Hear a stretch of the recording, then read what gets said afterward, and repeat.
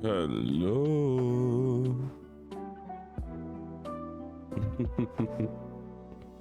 How's everyone doing?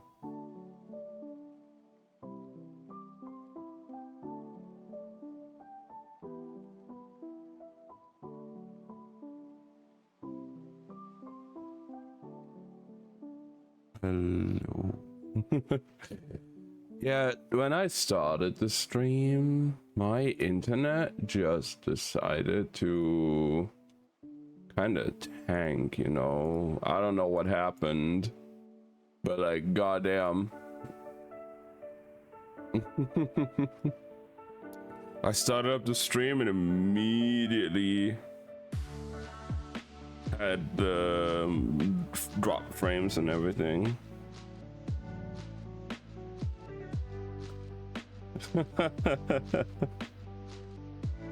Hi, Crystal.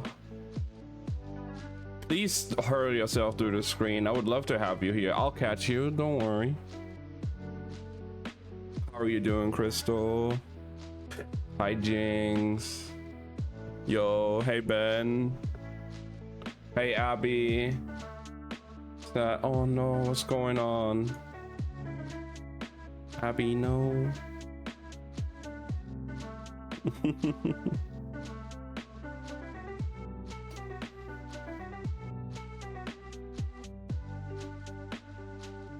Damn, Jeans, you gotta calm down. Catch us? I will. Don't you worry. Ooh. The book is printed a bit smaller with the letters and everything, but you know. I think I told you about. Aw. I'm sorry, Abby. It's gonna be okay, I'm sure. He might have an armful with all of us. Hey, you can't take it. You think I can't? What makes you think I can't, huh?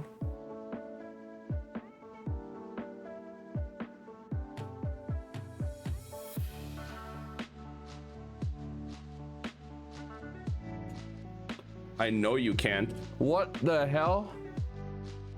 What do you mean, Crystal? What the fuck are you talking about? I've had you speechless before. Don't try me. Do it again.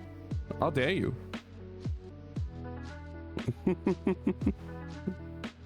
I'll catch you.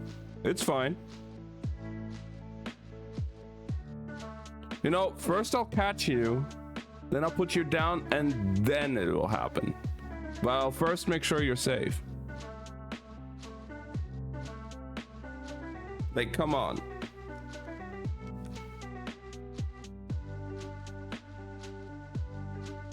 Catch me and then not know what to say. Exactly. That's probably what's gonna happen.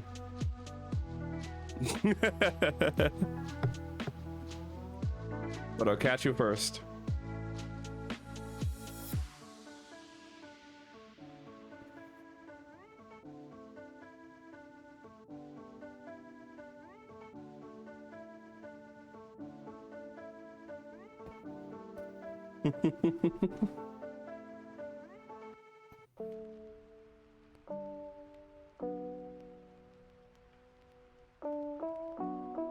Yeah, Crystal, you definitely have method to make me speechless, that's for sure. Not that I'm complaining.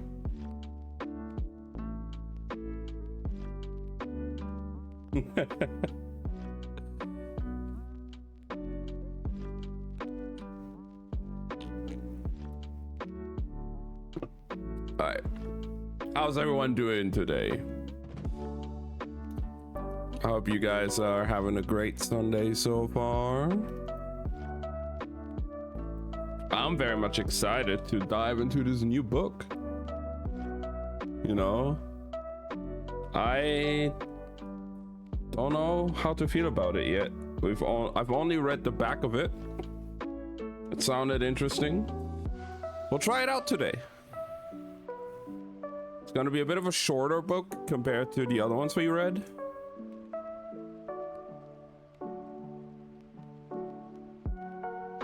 River Spirals will be a little bit wild. But if I got Emily, fuck yeah. If you need to vent out, Crystal, just send me a message. You know I'm always there.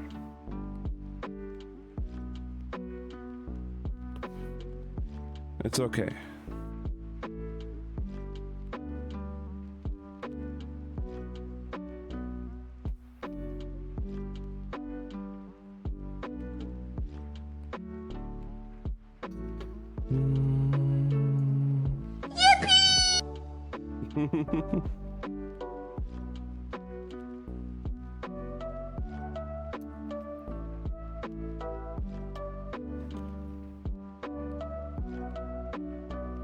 Then realize I don't have a Dendro Goblet. Dude, I have absolute dog shit Dendro Goblets. But it's fine. I have an okay one on Emily, but like the one that I have on... I don't even have one on Tighnari.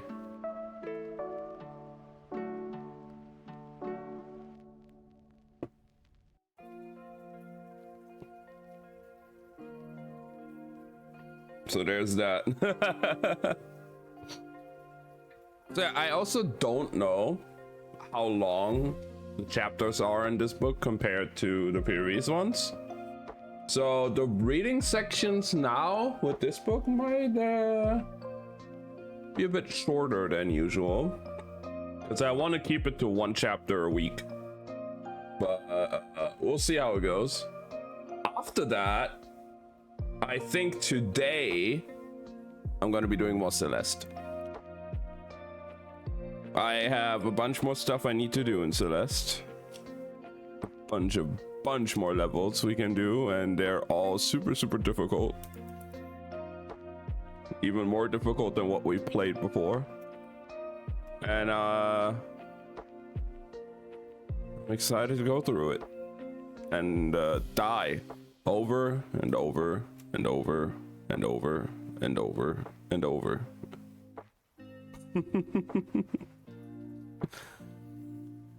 We'll have some fun, I'm sure.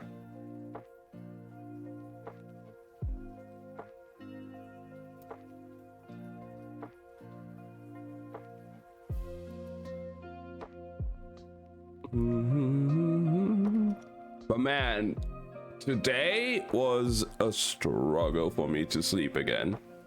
First, like, falling asleep took so freaking long, and then I woke up like every 1 or 2 hours and just But here we are. Woke up like an hour ago, ready to stream, ready to read the book and have some fun.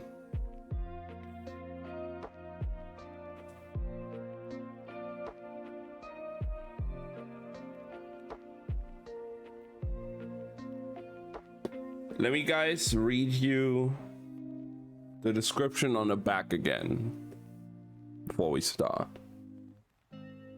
Hidden across England and Scotland live 6 old book-eater families. The last of their lines, they exist on the fringes of society and subsist on a diet of stories and legends. Children are rare and their numbers have dwindled. So when Devon Fairweather's second child was born, a dreaded mind-eater, a perversion of her own kind who consumes not stories but the minds and souls of humans. She flees before he can be turned into a weapon for the family, or worse.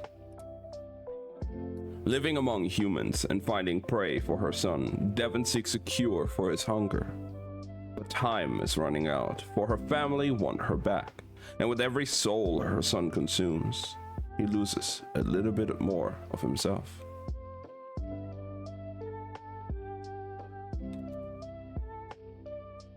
I am excited. When I was in the bookstore and I saw this, I think actually Crystal saw it or something. I forgot. I read the back of it and I was like, I need to buy this. This sounds like a very interesting story. And I have actually not read anything from this author yet. But also, obviously what caught my attention, a little like endorsement here from Schwab, which is an author we're all very familiar with. We have read 5 books of her, so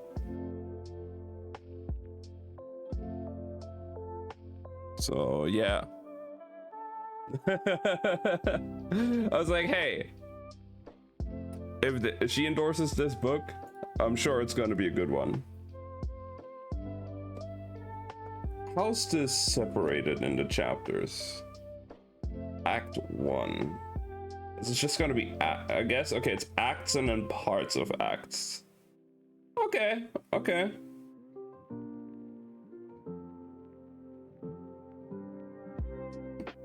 Act 1 goes... Wow.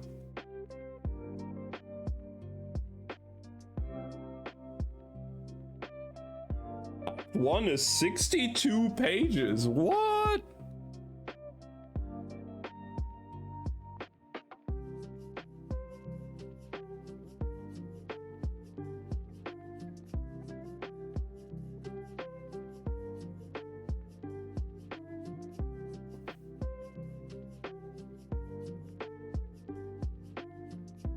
Even more than 50 pages. Ooh. I'll check it in a second, Abby.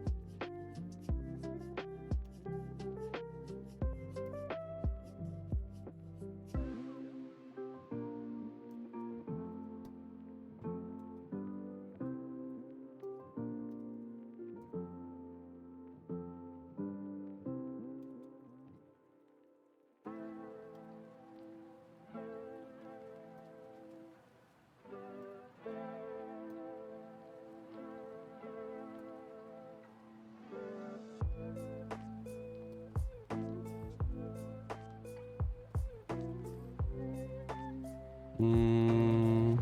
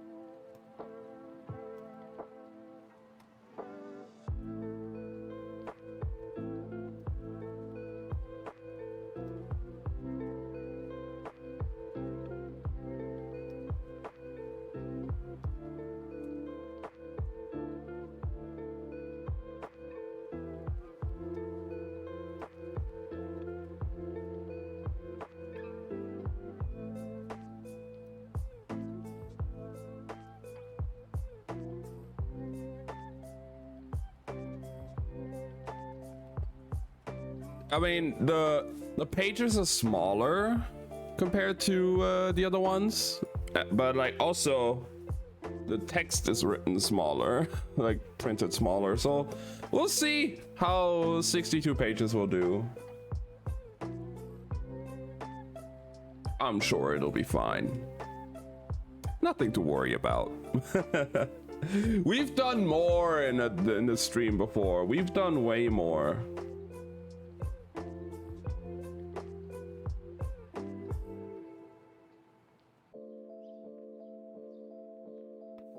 Hi, Sable. How you doing?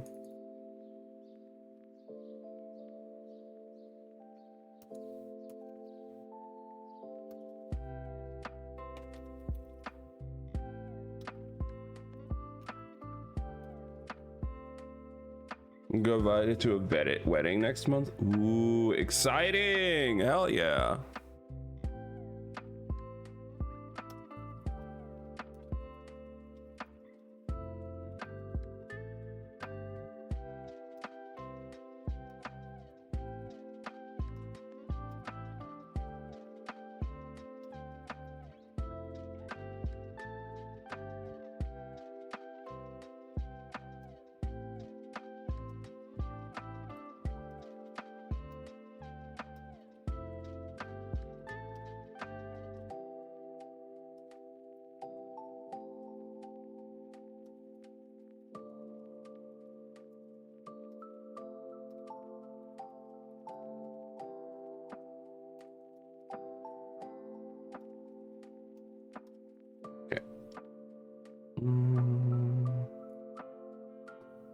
Yo, that's very exciting, Sable.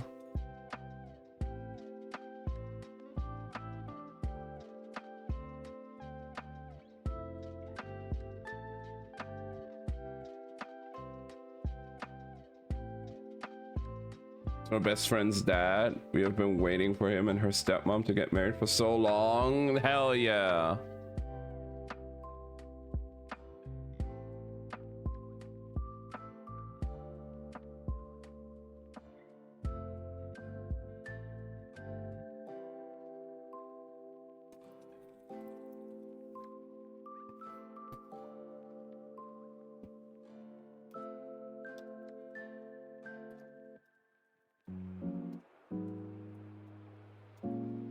I don't know what I'm gonna wear. That's always such a big problem. But I'm sure you'll figure it out.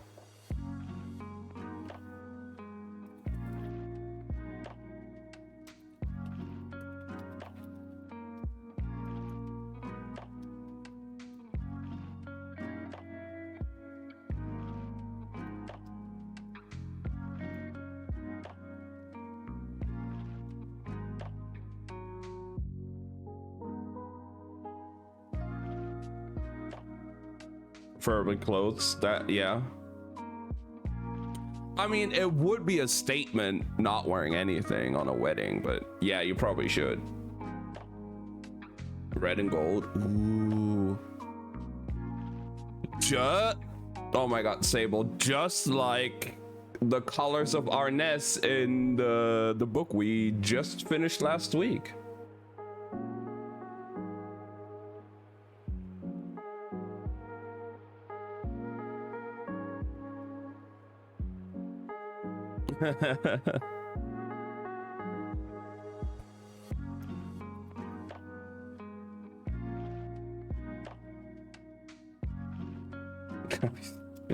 Be whatever you want, Crystal. It's okay.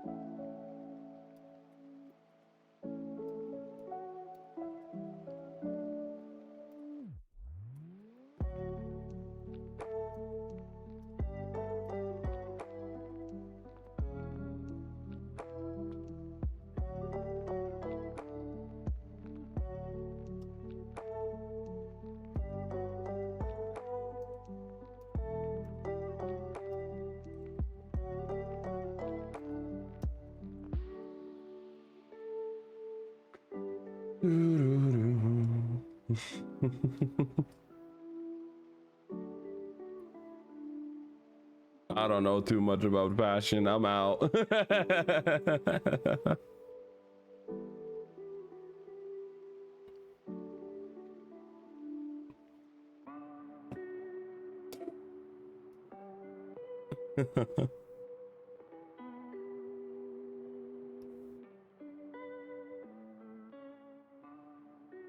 I'm just the guy here that's supposed to read the book.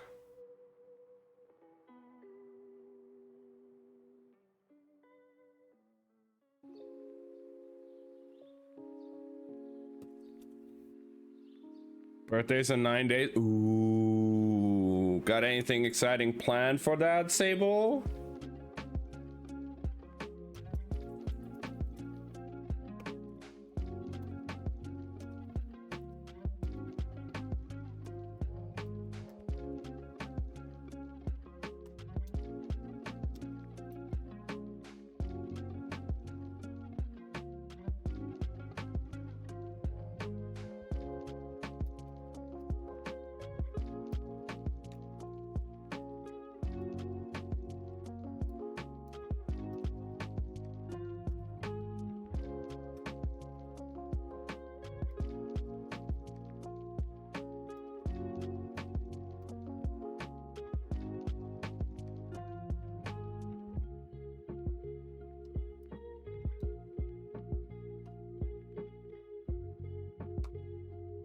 I hate my birthday, it always sucks. Aww. We gotta make a great birthday for you.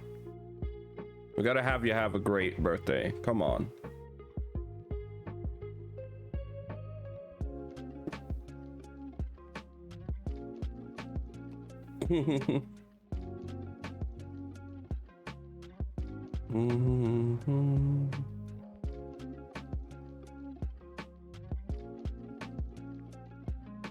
All right.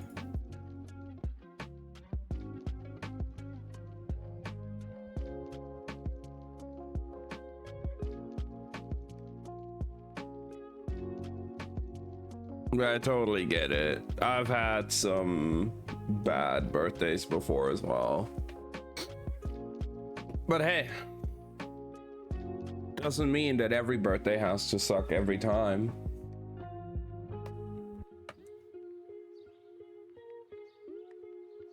Not sure what happened at this point. You want to tell us what the wish is, or you want to keep it a secret?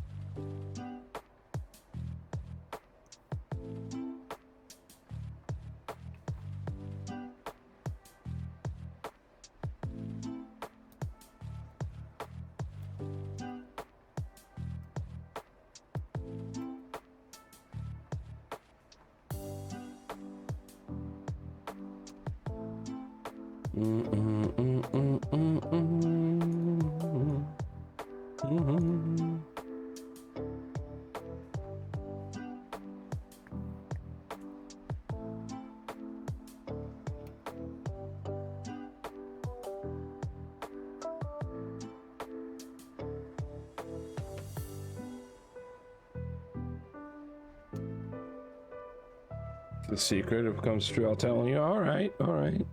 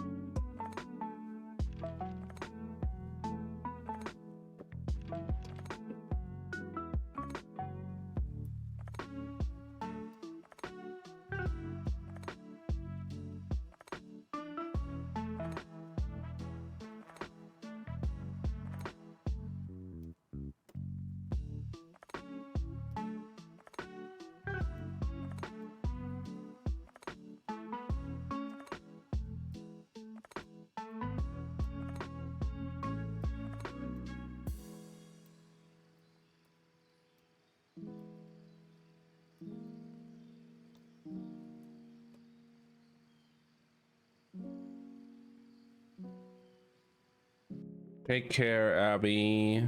It's okay.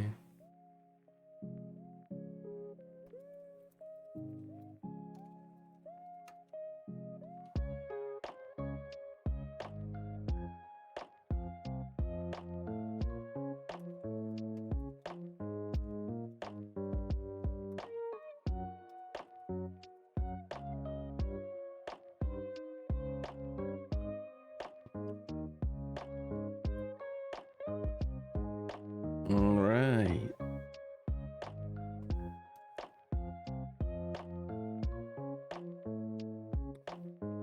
Shall we start then with the book?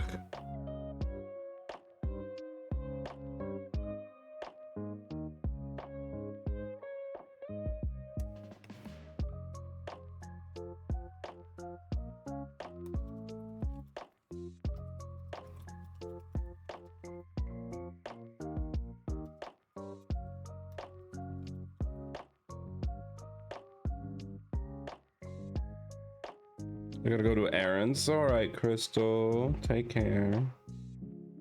Yeah, guys, let's start off with the book eaters. Apparently we have 62 pages to go through today. So we'll see how that goes.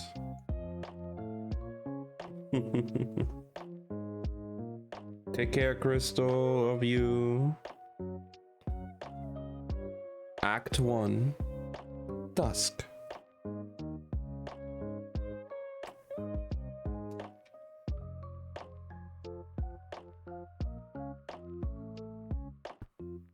Part 1. Devon by day, in the present day. These days, Devon only bought 3 things from the shops: books, booze, and sensitive care skin cream. The books she ate, the booze kept her sane, and the lotion was for Sai, her son. He suffered occasionally from eczema, especially in winter. There were no books in this convenience store, only rows of garish magazines. Not to her taste. And anyway, she had enough books to eat at home. Her gaze skipped across the soft porn, power tools, and home living publications down to the lowest strata. But children's magazines glowed pink and yellow. Devon ran short, ragged nails across the covers. She thought about buying one for Ty, because he seemed to like reading that kind of thing at the moment, and decided against it. After tonight, his preferences might change. She walked to the end of the aisle, linoleum squishing beneath her heeled boots, and set her basket at the checkout. 4 bottles of vodka and a tub of skin cream. The cashier looked at the basket and then back at her. Do you have ID? Pardon? Do you have any ID? He repeated slowly, as if to someone hard of hearing. She stared. I'm 29, for Christ's sake. And looked every year of it too. He shrugged, crossed his arms, waiting. Wasn't much more than a kid himself, at most 18 or 19, working in a family shop and likely trying to follow all the rules. Understandable, but she couldn't oblige him. Devon didn't have any ID. No birth certificate, no passport, no driver's license, nothing. Officially, she didn't exist. Forget it. Devon shoved the basket at him, bottles clinking. I'll get a drink somewhere else. She stalked out, annoyed and flustered. Hordes of teenagers bought booze from other corner shops all the time. It was a daily occurrence around here. That someone would choose to card her, so clearly an adult, was ridiculous. Only after she'd crossed the badly lit street did she realize that she'd left without buying the skin cream. It was a small failure, forgetting the lotion, but she felt sigh so constantly in so many different myriad ways that even this tiny mistake was sufficient to wring her insides with fresh anger. She considered going back for it, then checked her watch. The time was pushing 8 p.m., already in danger of running late. Besides, eczema was nothing compared to his hunger. Much more important to feed him. Newcastle upon Tyne was a pretty enough city, if a little rowdy for Devon's liking. This time of year, the sun set at 4 p.m., and the sky was already fully dark and lamps abuzz. The lack of ambient light suited her mood. Compulsively, she checked her phone with its short list of contacts. No texts, no calls. She slunk past a row of decrepit terraces. Passers-by drifted up and down the pavement. A tight knot of people huddled outside of one of the houses, drinking and smoking. Music leaked through curtainless windows. Devon took a left off the main street to avoid the crowds. There were so many things to remember when she was out and around humans. Feigning cold was one of them. Thinking of it, She drew her coat tight around her, as if bothered by the chill. Walking with sound was another. She scuffed her feet with deliberate heaviness, grinding gravel and dust beneath her heels. Big boots helped with the plodding tread. Made her clunky and stumpy like a toddler in adult wellies. Her vision in darkness was another awkward one, having to remember to squint and to pick her way across a detritus littered pavement that she could see with perfect clarity, having to feign a fear she never felt, but which should have ruled her. Solitary human women walked with caution in the night. In short, Devon had always to act like prey, and not like the predator she had become. She picked up the pace, keen to get home. The flat she rented, cash only, no questions, occupied a squalid space above a tire shop. In the daytime, it was noisy, reeked of oil and filled with the conversation of customers. The evenings were quieter, if no less foul-smelling. Down the alley, up the stairs to the back entrance, there was no street-facing door, but that was a good thing. Meant she could come and go by dark side alleys, unwatched by curious eyes. And so could her visitors, when she had them. Privacy was essential. Devon fished out a set of keys, hanging around her neck on a lanyard. The cord was entangled with a brass compass on a steel chain. She shook the lanyard free, slotted the key in, and wrestled briefly with the lock before stepping inside. Since neither she nor her son required light, the flat sat in perpetual dark. It saved on the energy meter and reminded her a little of home, back when home had been welcoming, the cool, unlit calm of Fairweather Manor, with its shade-tinted hallways and shadow-layered libraries. She was expecting human company, though, and switched on all the lights. Cheap bulbs flickered into anemic existence. The flat contained only a claustrophobic living space, a small kitchenette with fold-out table, a bathroom veering off to the left, and a locked bedroom to her right where her son spent much of every day. She dropped her bag by the door, hung her coat on a hook, and clunked across to his room. "Sai, are you awake?" Silence, and then the faintest of shuffles from within. "No lotion, sorry," she said. "They were out. I'll go get some tomorrow, eh?" The shuffling stopped. Always, she was tempted to go in and offer comfort of some kind. By the 3-week mark, starvation would have ravaged him to thinness, his suffering spiraling into unbearable agony as his body began to produce toxins. The madness always gnawed his mind, incurable except through his next feed. And even after feeding, the craving would remain ever present. He would either sit in a corner, huddled up and unresponsive, or else attack her in a frothing rage.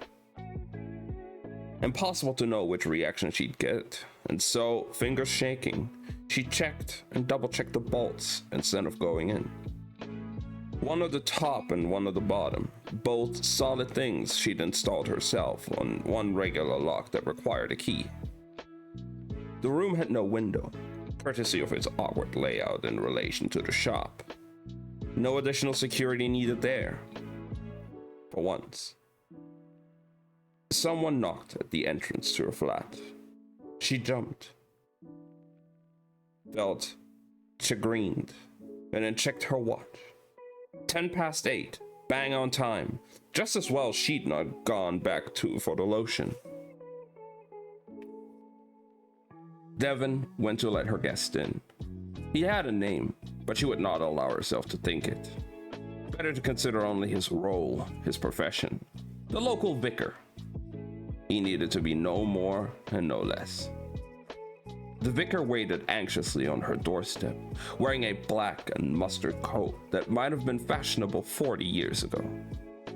He had kind eyes, a quiet demeanor, and impressive patience with its quarrelsome congregation. Not touchy-feely with kids, and no severe personal problems that she could find after 2 weeks of intense stalking. Everyone had small vices and little problems, always. But that was a given, and she could cope with the small stuff. They were only human after all. Thanks for coming. Devon hunched herself smaller. Be uneasy, be reluctant, and above all, be vulnerable. The surefire act that suckered them every time. I didn't think you would. Not at all. He offered a smile. As I told you on Sunday, it's no trouble. Devon said nothing, looking sheepish and fiddling with the compass around her neck.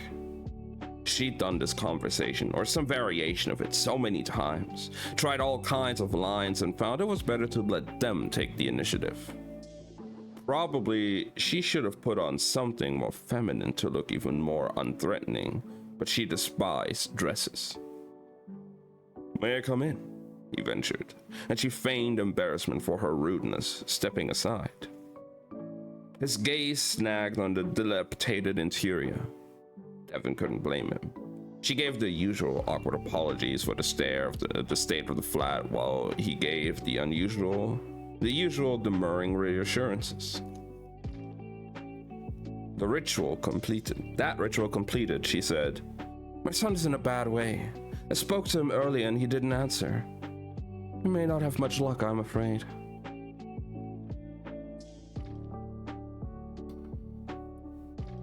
The vicar nodded, lips pursed with concern. "If you are happy for me to try, I will see if I can speak to him." Devon clenched her teeth to hold back a contemptuous laugh, as if talking could solve problems like this. Wasn't the vicar's fault. She'd been the one to say that Sai had depression, but hysteria crept up on her nonetheless. The vicar was still awaiting a response, and she managed a tight nod, hoping he'd read her emotions for the right kind of conflicted, and led him to the locked door. "You lock your son in this room?" He sounded shocked, and she could feel the weight of his judgment as she undid each bolt. No doubt he thought she had something to do with Sai's present mental state. If only he knew. It's complicated. Devon turned the key and paused, aware her heart was racing. "I need to ask you something." "What is it?" The vicar was wary, his senses alert to a danger that his eyes could not perceive. Didn't matter. He'd been lost the moment he stepped inside. She met his gaze. "Are you a good person?" The question that consumed her every time, every victim. "Are you kind?" He frowned, considering his words, trying to understand what reassurance she sought, not that he had a cat's chance in hell of guessing. Still, his hesitation was its own reassurance. The bad ones lied, quick and smooth, or worse, brushed to the side, sometimes with humor. Only those with a conscience would stop and evaluate her question. "None of us are truly good," the vicar said at last. He put a hand on her shoulder, so gently, so kindly, and she almost threw up on the spot. "All we can do is live by the light we are given." "Some of us don't have any light," Devon said. "How are we supposed to live then?" He blinked. Devon caught his wrist, wrenched the door open, and shoved him in. The vicar wasn't frail, but Devon was far stronger than she looked, and had the element of surprise. He stumbled forward, startled and gasping, into the darkness of Kai's room. whatever it is, I don't know. Devon yanked the door shut and held it hard. I'm so sorry, she said through the keyhole. I'm just doing the best I can. The vicar didn't answer. He was already shouting and thrashing. Really, it was pointless to apologize. Victims didn't want your sorry so sorries when you were hurting them. They wanted you to stop. Devon couldn't oblige. Though, and apologies were all she had these days. Apologies and booze. The noise of the vicar's muffled struggling trickled away in a minute or less. She could never decide which was worse, the wailing or the silence. Maybe they were equally bad. After a moment of dithering, she let go of the doorknob. No point locking up. Kai wouldn't be dangerous. Not anymore. And better to make sure he could leave his room if he wished. Flat oppressed. Mildewed walls, crushing her spirit to flatness. After so many days of ravenous hunger, her son would need to sleep off his feet. In the meantime, she wanted a drink, and there was no vodka in the house. No, wait. She still had half a bottle of whiskey left behind by the previous person she'd brought to her home. Devon didn't like whiskey, but right now, she liked being sober even less. A couple minutes of rifling through the cabinets turned up the errant alcohol. Bottle in hand, Devon locked herself in the tiny, dingy bathroom and drank into oblivion.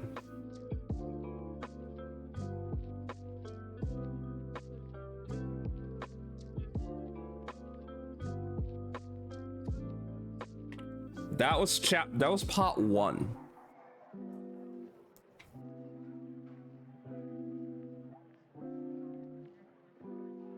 Very interesting so far.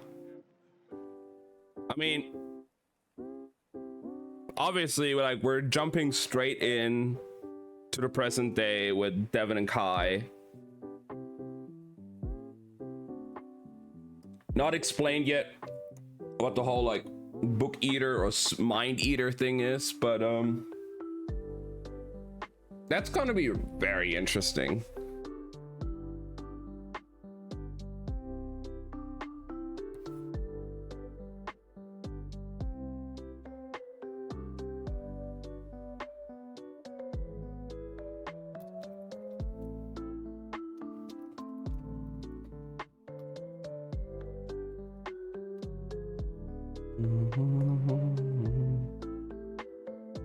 Right. Part 2. Now, this one's called A Princess of the Magic Line. And it's 22 years ago. Devon was 8 years old when she met her first human, though she did not realize what he was at the time. Or rather, she did not realize what she was. Growing up, there had only been the 6 families, scattered across different regions of Britain. Devon's family was the Fairweathers, whose North Yorkshire estate was wedged between low-lying hills and wild moorland. Uncle Ike was the patriarch of their manor because he was the wisest, even though he was not the oldest. Under him were a succession of other aunts and uncles ranging from barely adults to discreetly ancient. And under them were the 7 Fairweather children, of whom all except Devon were boys. There were very few women around. Girl children were rare among the families. The uncles outnumbered the aunts, just as the brothers outnumbered their sisters. And no brides were in residence at the time. Devon's own mother was an unremembered face, having long since moved on to another marriage contract. "You're the only princess in our little castle," Uncle Ike would say with a wink.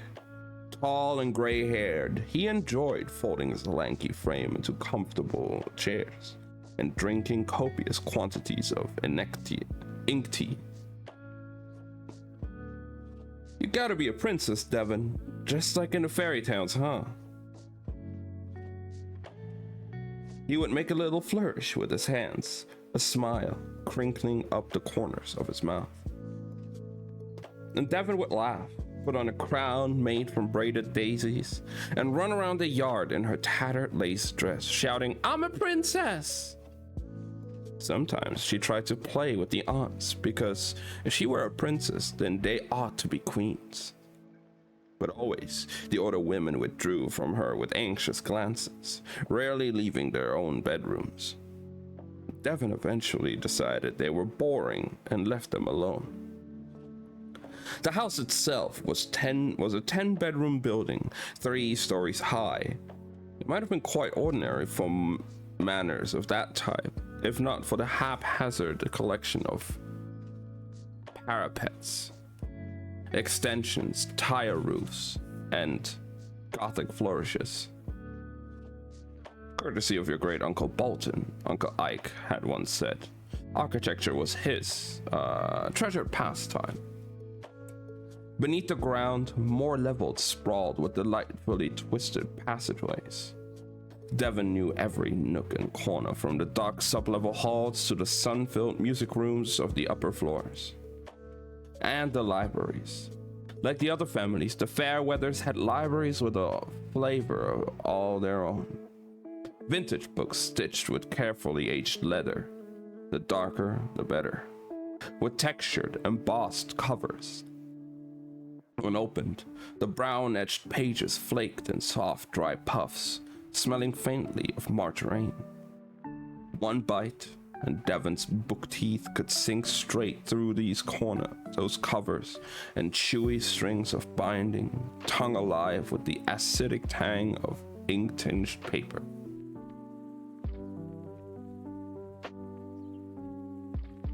Biblicor, Uncle Ike liked to say, rolling the word in his mouth. That is a word that means the smell of a very old book. We love Biblicor here. And other old things. Everything in the house is old, Devon giggled. Like the paintings in the downstairs dining room. 400 years old, apparently. I think you're very old.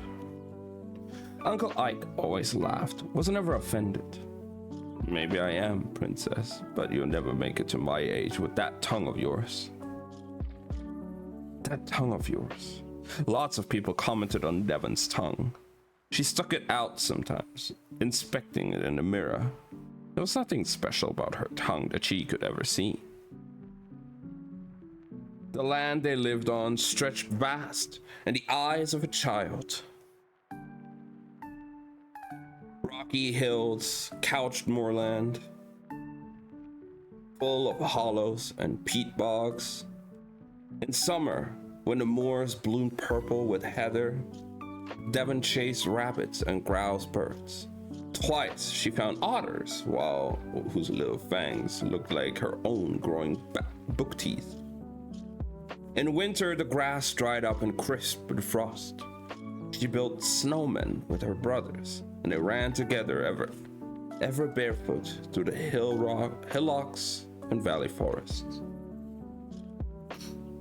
And then, one January morning, 8-year-old Devon went out on her own in search of snow buntings and red fox vixens. She had heard the foxes barking in the night and hoped to catch a glimpse of one scampering across the snow like flame racing across paper. She had hardly gone 300 yards, crossing into the small wood behind the house, when an unfamiliar noise snagged her attention. Someone was crashing through the trees and snow with loud, clumsy steps. No one at Fairweather Manor walked so heavily, and Devon, intrigued, went to investigate. A man she didn't recognize slogged and huffed through freshly fallen snow. He was indeterminate adult age. With dark hair and warm brown skin, his chin fully bearded. A curling black mustache framed his nose. Weirdly, he wore heavy boots, long trousers, funny knitted things on his hands, and bizarre puffed clothes that buttoned up to his chin. Another knitted thing sat on his head. It took her a moment to recognize his gear as gloves, coat, and a hat. They were things she knew from stories but had never seen on a real person. He looked so different from adults in the estate, who were rather paler and mostly dressed in dusty old suits. She wondered if he might be a knight of the 6 families. But knights usually traveled in pairs, on motorcycles, with a dragon in tow. He had no partner and no dragon, and definitely no motorcycle. She circled behind and tapped his shoulder. "Hi," she said, and snickered when he nearly fell over with shock. How had he not seen her? All that fabric must have muted his senses. "Holy!" He checked himself, took a breath. Frost dusted his dark sideburns, and the hems of his trousers were soaked with melted snow. "Where did you come from, little one?" Devon was utterly delighted. It had been at least 2 years since she'd managed to sneak up on anyone. "Are you one of my cousins?" She skipped around him in a circle. "I haven't seen you before. Why aren't you in a car? I thought all the cousins came in cars." "Cousin? No, I don't think so." For some reason, he kept staring at her bare feet and knees in her sleeveless linen dress. "Aren't you cold, love?" She stopped in her tracks, puzzled. "What do you mean?" She knew about cold from eating all the right books. Cold was what made snow happen instead of rain, just like the Snow Queen story. It was snowing now, light flakes landing on her arms and filling in her footprints. And it felt different from heat, balmy instead of spiky. But cold was a part of the world and its seasons, a sensation detached from reaction. Not something that you had to do anything about. "Strong kid," he said, eyebrows raised. "To answer your question, I'm not a cousin. I'm a guest, I suppose." Now that Devon understood. "You're very rude then," she said, hands on hips. "If you really are a guest to the house, you're supposed to tell me who you are and where you're from." She knew that non-cousin people existed in the world. Humans with animal flesh and dirty plants plucked from the soil. But guest or not, family or not, everyone had to show what Uncle Ike called basic courtesy. "Is that so?" A tentative smile. "Very well. My apologies. Amarinda Patel, or Mani for short. I'm a journalist from London. Do you know London?" Devon nodded. Everybody knew London. That was where the Gladstones lived, far down south. They were the biggest, richest, and most powerful of the families. She'd met some of their visiting cousins once.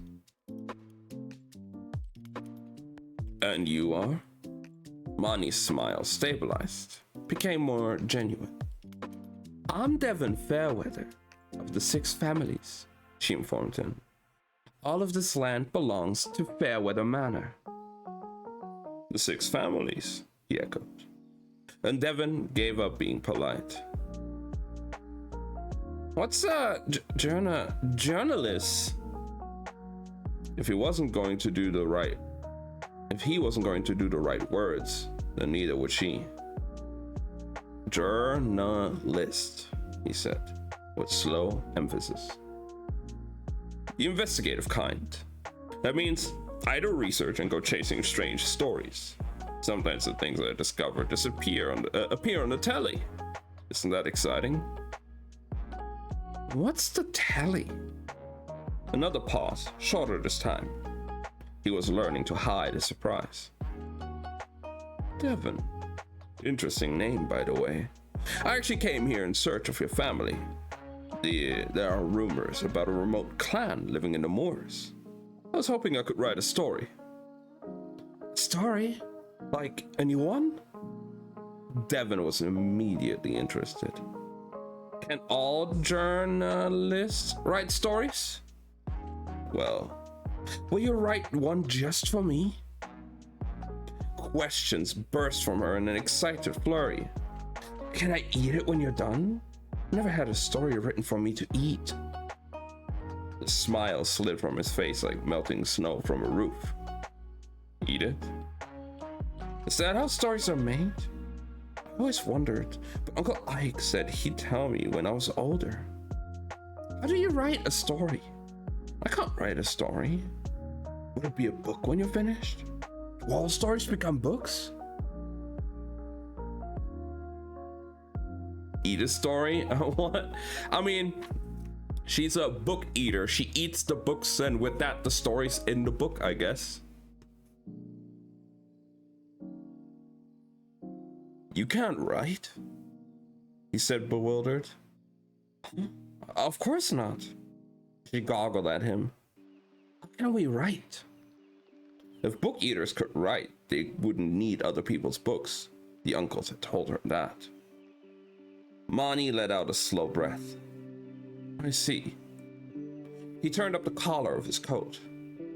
Do you have a mom or dad? When she looked confused, he added, lips twisting. Someone who looks after you. A grown-up. Oh, do you mean Uncle Ike?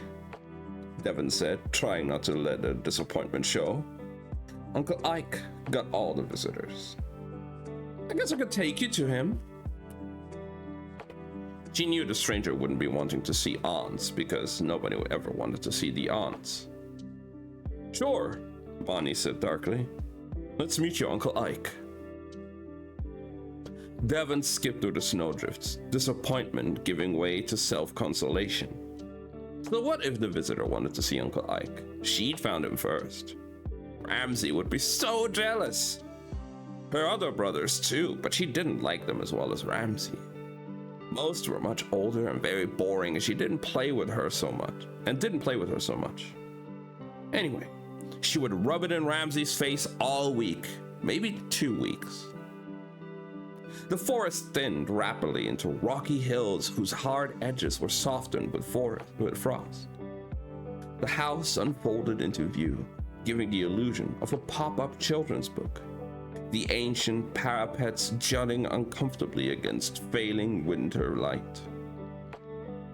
A few of Devon's brothers were kicking a ball in the wild, overgrown gardens out front. None of them paid any attention to her except Ramsay, who looked over in pure astonishment. Devon took smug pleasure in his shock. No power source, no crops, no adequate clothing for any of the children. House in a state of disrepair and the grounds are poorly tended, yet they have modern cars on the drive. Mani was muttering into a small black device with a red flashing light. Can't help but wonder what they eat. Insular and isolated, either way. Could these folk be the source of those old local legends? He caught her staring and smiled disarmingly. Follow me, Devon said, and tugged him, strangely reluctant, beneath the yawning archway into the entrance hall beyond. A once rich carpet lay tattered on the floor over a rough-hewn stone, flat over a rough-hewn stone floor. Crystalline light fixtures hung darkly immaculate, barren of candle or bulb. If they'd ever been lit, Devon had never seen it. The rooms they passed contained low couches or polished wooden tables. The chandeliers and lamps also unused. Walls were thickly lined with shelves, unending shelves. The scent of bib-like horror suffused everything. She took a sharp left at the end of the hallway and skipped into the drawing room. God damn it. Mani trailing after. Several of her uncles were gathered around a particularly large oak table, playing a game of bridge and drinking ink tea. Thank you for the lurk, Dark. I appreciate it. I hope you're having a good day. The moment Devon and her prize visitor walked in, all conversation ceased. Every head swiveled their way. Uncle, Devon said, I found a guest. So you have. Uncle Ike sat down on his fan of cards. Who are you, sir? Amaranda Patel, freelance journalist, Mani said, and extended a hand. I was looking. This is private property. Uncle Ike rose slowly. We're not stooping. He stood over 6 feet. You are not allowed to be here. Journalists in particular are not welcome. Devon looked on, bewildered. She had never seen her favorite uncle so unfunny, so lacking in basic courtesy. Mani lowered his hand. I'm sorry. I would have called in advance, but I wasn't sure you and your family lived here. There's no listed phone number on the land registry, no names on the electoral register.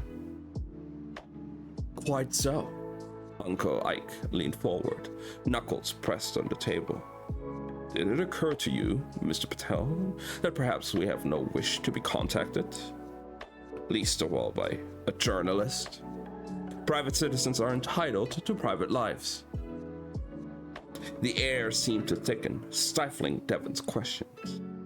Something was happening that she didn't understand, though nobody seemed to be mad at her. Mani adjusted his glasses. Very well. I'll see myself out. But Uncle Ike pointed to an empty seat and said, Nonsense. Done is done, and you're already here. Take a seat, please. A muscle jumped in his cheek. This is what you have come for, yes? To find the members of my family? Well, come and speak to us, and we shall converse like adults.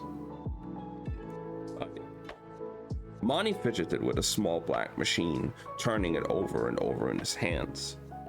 To the perspective of this fully human man, he had entered a dark and somber room lined with crumbling tomes and populated by looming, pale-faced figures in old-fashioned suits. Not a situation for the faint of heart. But after a moment, his professionalism and rationality won out. Mani edged over and sat down, squashed between Uncle Bury and Uncle Rumford. Dev, my dear. Uncle Ike did not take his eyes from the journalist. Go and play, yes? We'll be here a little while, having a chat with Mr. Patel.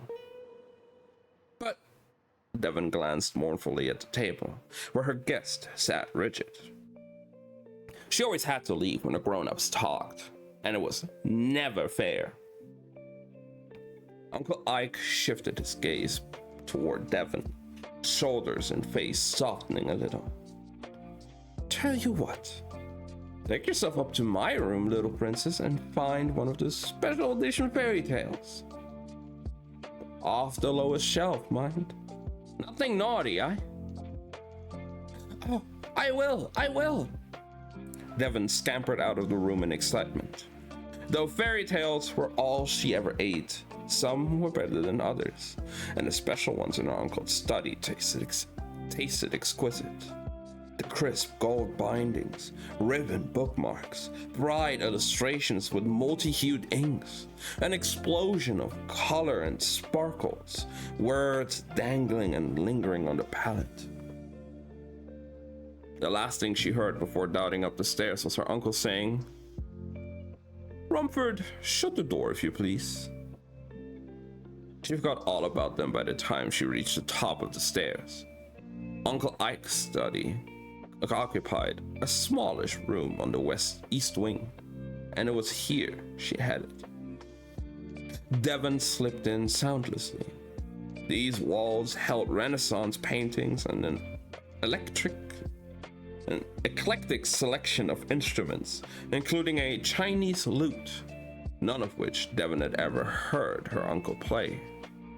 Gifts from eaters in other countries, back when traveling abroad had been a little easier. Too much paperwork nowadays. A desk and some chairs made for a cozy sitting area. A king-sized bed took up much of the remaining floor space. The windows had long since been boarded over on the inside and fitted with yet more shelves. The closest shelf housed multiple copies of various Arthurian legends. Those were usually given to her brothers, full of stories that girls didn't need to know. Below that was a row of fairy tales. Beauty and the Beast, Cinderella, Sleeping Beauty, and Snow White. Various others, all stories of girls who sought and found love or else who fled their homes and found death. She could almost hear him saying, "Listen in the story, my dear." That was the shelf her uncle had specified. But Devon had other ideas. She dug out the little wooden stool her uncle kept under the bed and dragged it over. She could, if she stood on her toes, just reach the tallest shelf, which was more exciting. From this vantage point, she couldn't see what books were there, but it didn't matter. All of those books were forbidden and thus desirable. Even the most diligent of children got tired of the same meal day in and day out. She couldn't miss the chance to try something different. Her fingers closed around the edge of a paper-bound spine, and Devon pulled the book free, nearly losing her balance. Her uncle would be cross if he found out, but she might have to eat nothing except boring dictionaries for a whole week. But the excitement of something forbidden seemed worth the risk. She sat on the stool and examined her prize. Jane Eyre was stamped across the binding of a perfunctory script. The red leather cover was embossed with an illustration of a young woman surrounded by flowers. The printing date meant that the author was long dead. A shiver ran through her. That words could remain printed anew and afresh long after the original writer had died, never failed to amaze.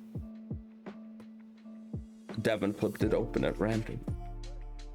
Something of vengeance. Wait, did I skip a page? Oh. Something of vengeance I had tasted for the first time, as aromatic wine it seemed. Swallowing, warm and racy, its after flavor metallic and corroding gave me a sensation as if I had been poisoned. How delightfully naughty, how ungirlish and unprincess-like. The idea that vengeance might taste like a particularly exciting book was deeply intriguing. This novel, whatever it was, would surely be far more interesting than the usual fairy tale. She opened her mouth, teeth unsheathing, and halted. A strange urge came over her to not eat the book at all, but simply to pocket it, to read it, in fact, which was possible to do if a little wrong. Reading was a shameful thing. We consume written knowledge, her aunts and uncles had said many times. We consume and store and collect all forms of paper flesh as the collector created us to do. Closed as we are in the skin of humankind, but we do not read, we cannot write.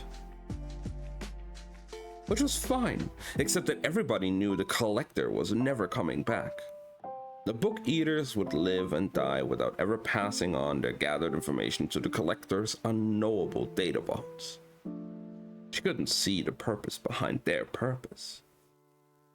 Besides, taking a book from the top shelf was already wrong. It would not hurt just to be a little bit wronger. One sin begets another. The decision was made in an instant. Devon stuffed the book inside her skirt and took it back into her own room, over in the western wing. She picked her way through the loft to the other side of the manor and climbed down, slipping into her room. By the time she'd read a chapter and hidden the stolen copy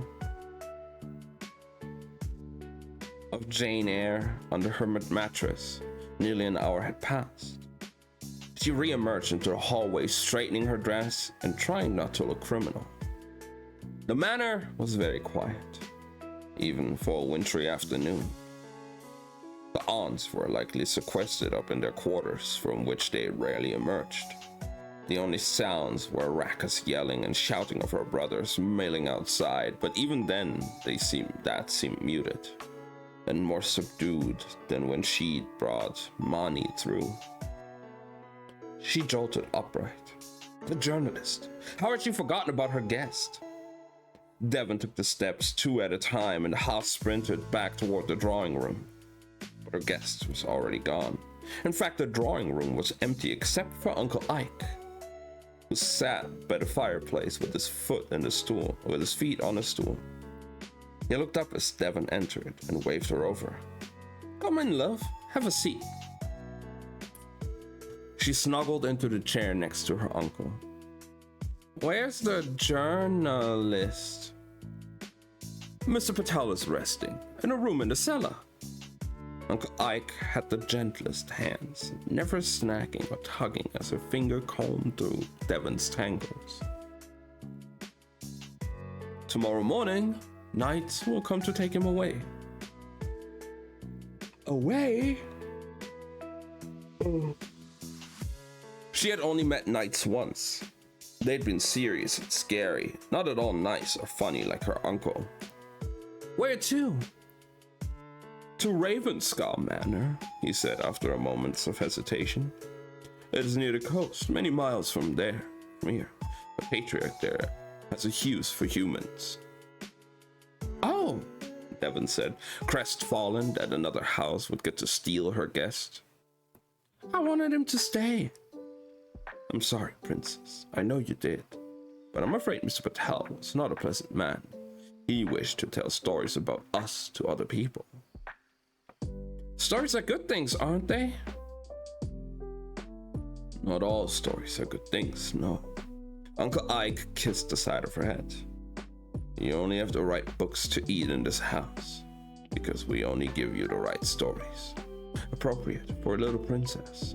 However, some stories are certainly bad, and your poor Mr. Patel would have written very bad stories.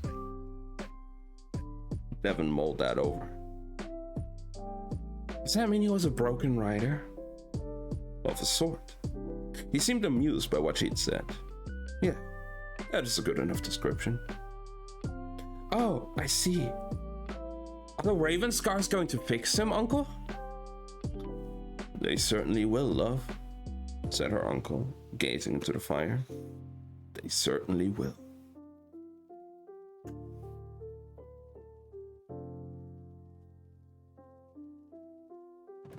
And that's part 2. Wow. This is a very interesting dynamic so far.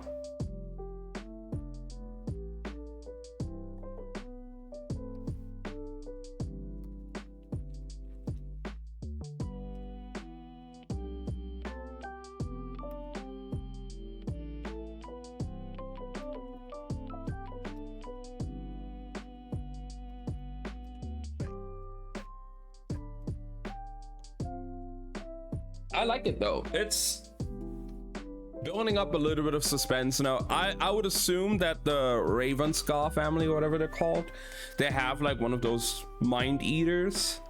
And Mr. Patel, the journalist, is probably not gonna make it out of there.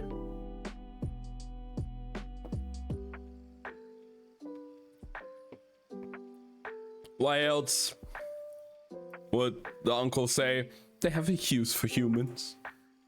You know? But we'll see. Part 3, we're going back to present day now. Oh, I just noticed that like before every part there's like a little section. Okay. For part 3 it says, but where did the book eaters come from? There's no evidence to suggest they are a mutant strain of evolution at work, and humanity took thousands of years to develop paper-making technology. The book eaters themselves tell wildly unbelievable legends of the Collector, an extraterrestrial being who created them to look humanoid and who placed them on Earth for the purpose of gathering knowledge, book eating, and sampling human experiences, mind eating. But the Collector, so the bizarre story goes, never returned. Hence, the Eaters remained remnants of an abandoned alien science project. Amaranda Patel, Paper and Flesh, A Secret History. Alright. Now we're jumping into part 3, present day again. So, Devon and her son. Devon dreamed of hell as she often did these days. Some humans had sexual fantasies in their nightly visions, or nightmares about going to job interviews naked. Her dream was neither, though it had elements of both. It always began with the ground opening beneath her feet into a broad tunnel streaked with lava. Cartoonish, that. She fell without resistance or surprise and landed on her knees in a subterranean pit worthy of Dante's Inferno, a book she had once tried to eat but spat out because it tasted of brimstone and bile. She never had much of a palate for classics. A voice spoke from the blackness, telling her politely that she would suffer from her sins, and laughed with relief until she cried. A whip cracked comically, landing across her shoulders, and Devon woke abruptly with searing pain in her spine. She was lying on the bathroom floor, head twisted at an angle and neck protesting with a stubborn ache. Her phone, when she checked, was 12:04 a.m. Devon uncurled herself and threw up a belly's worth of whiskey into the toilet. Human food was beyond distasteful and gloopy. She had been curious enough to try it a few times, but alcohol went down easier, especially wine. Lovely, amazing wine. Poison expelled, Devon crawled over to the sink and pulled herself to standing. Haggard, lined face peered out from the warped bathroom mirror, haunted by tired circles under each eye. Hi, fallen angel, how are you doing? Hello, hello.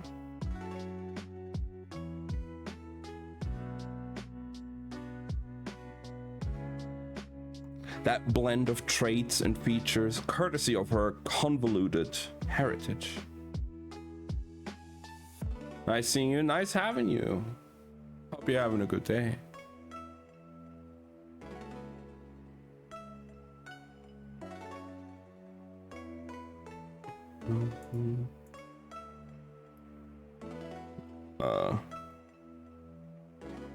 Chipped nails, chapped lips, and a Nirvana shirt with more creases that seems completed, the bedraggled appearance of an accidental goth after a bad night. I used to be a princess, you know. Her reflection frowned doubtfully. Princesses in the books she'd read were pretty, delicate things. Few of them were 6 foot tall, murderesses with a penchant for shorn off hair and leather jackets. Funny that. Devon flipped herself the finger and set about brushing her teeth. Both sets of teeth, because her book teeth needed cleaning too. When her breath no longer stank of vomit, she went in search of her son. Kai had moved from his room to the sofa and fallen asleep on the cushions in a tightly curled ball. So small, so painfully thin. Devon didn't have the heart to move him back to his bed. He might wake if she did. Anyway, he hated being cooped up in that cramped space. Not that she would blame him. The kind of life he lived would be misery for any child. At his age, she'd spend more time outside than in.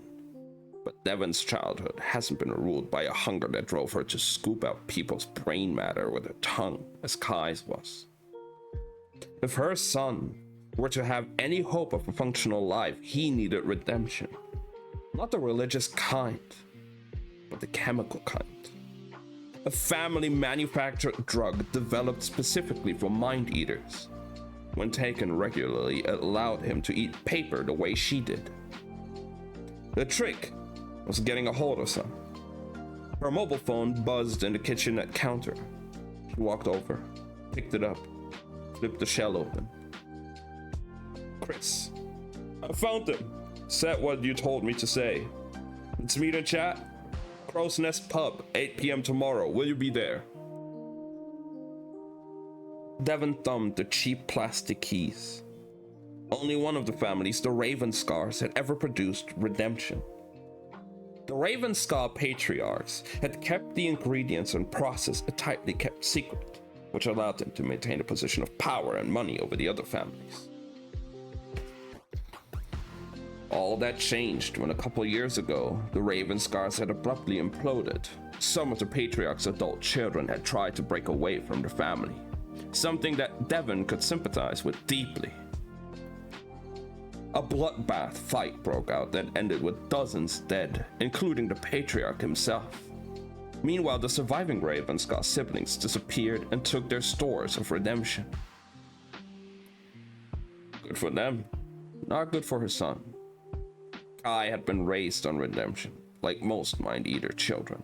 In the aftermath of the Ravenscar coup, access to the drug dried up almost overnight. All remaining doses were with the knights and kept for their adult dragons. Kai had only 3 choices for his future: consume humans, starve to death, or get put down by the families. Devon wasn't going to let her son starve, nor would she let anyone kill him. The Ravenscars were still alive, somewhere, and that meant there was a chance they could help. If she could convince them it was worth their while. First, though, she had to find them. For reasons that Devon could not fathom, the Ravenscars were, as far as she could tell, apparently continuing to manufacture redemption. There was no reason for them to do so, since they did not have mind-eaters of their own to feed. Whatever their motivations, it made Devon's life easier. For the past year, she had traversed the country, trying to track down the Ravenscars through their chemical suppliers. In the meantime, she fed her son humans to keep him alive. After months of searching, she'd finally had a reply. One man, an illicit drug dealer, admitted he was selling quantities of certain compounds to the Ravenscars. He also claimed he could put Devon in touch. If he were telling the truth, this was the breakthrough she'd sought. A moaning shuffle broke her reverie. The vicar stirred mindlessly in Kai's room. Reluctantly, she folded the phone shut. Replying could wait until she got back and Kai was awake. He could help her with the typing. The vicar lay curled on his side on the floor of Kai's room. A tiny trickle of dried blood ran from his ear. He was still alive. He breathed, he blinked, and his heart still beat. Sometimes he grunted. His survival surprised her. Many of Kai's victims did die from shock or internal cranial bleeding. Having a chunk of one's brain liquefied and sucked out wasn't pleasant. But in every practical sense, he might as well have died. Ooh. Oh god, thank you for the follow, Fallen Angel. I appreciate it. His memories, personality, and all he had ever been now belonged to her son. Until the next meal anyway, when much of that would be overwritten afresh. Devon went through his own...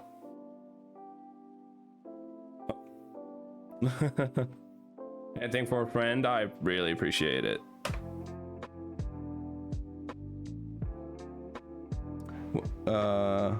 Devon went through his worn pockets. Vickers didn't tend to have much money, and he was no exception.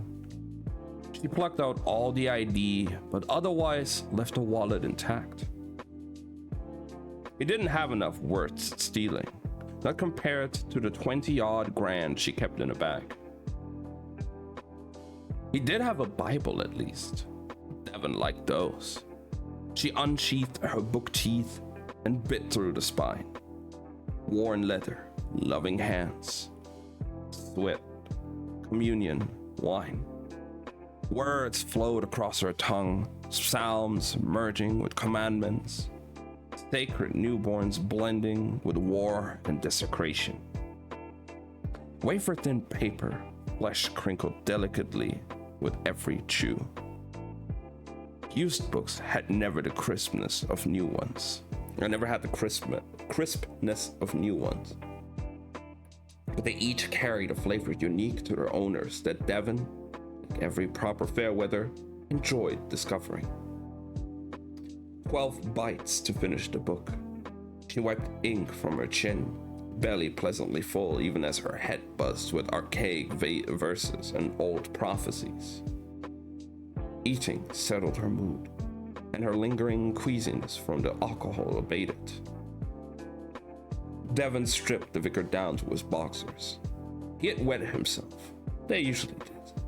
From a sack in the closet, she dug out a selection of tattered, dingy clothes she had collected from charity shops. She dressed him in trousers, shirt, and foul-smelling coat. That done, she put the empty scotch bottle in her bag and slung it on. Up you get. Devon slid an arm underneath his shoulders. He weighed about 180 pounds, she judged, but book eaters were strong. She supported him with ease, guiding his shuffling form toward the door. Of those who lived, some could walk, some couldn't. He could. So much the better for her. Devon checked her watch. Time-wise, it was almost 1:30 in the morning. She steered her charge down the stairs toward the alley exit. The night hung moonless and dark, punctuated at semi-irregular intervals by rusted lamps. I'm glad you aren't married, she told him softly, and they stepped into a puddle of streetlight. Kills me to pick the married ones, you know. It's not fair on the children or the partners. The vicar didn't answer. He had no more words to give. The pages of him were blank. Devon skirted the main streets, sticking to alleys and underpopulated areas, crossing to the local unlit park to avoid a busy neighborhood. In the dark and at a distance, they looked like two lovers out for an evening stroll, or two drunk friends leading each other home. Disposing of Kai's victims was one of her biggest hurdles. Supposed to be an England book? Yeah, it plays in England, that's for sure. I haven't heard of this book before as well. Like, this is my first time reading it. I picked it out in a bookstore once and decided, hey, why not?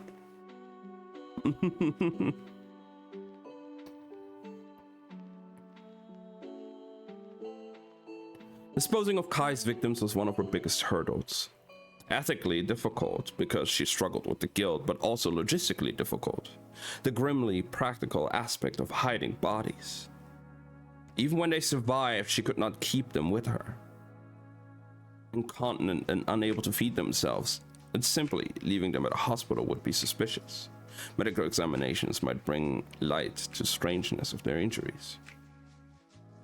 Fortunately for her, human society already had an entire underclass of people who were functionally invisible.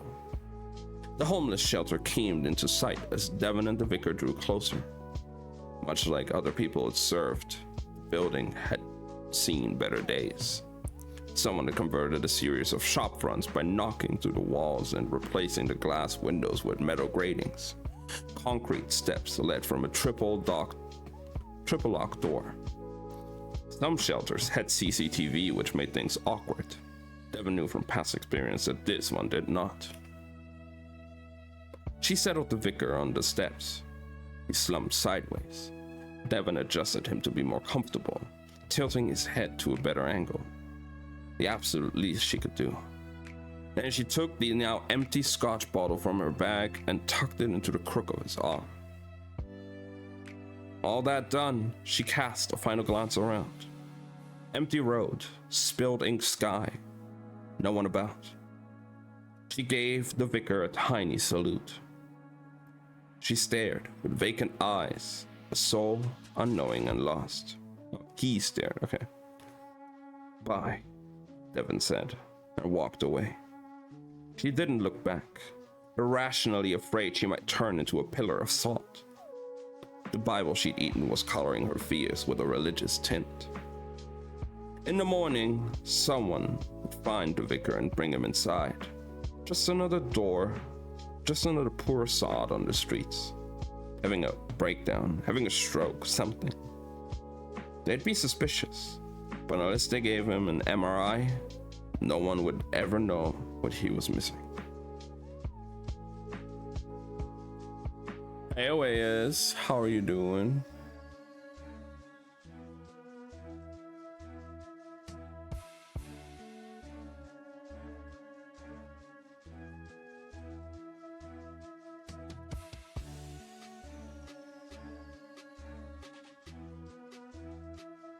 The Book Eaters, yes.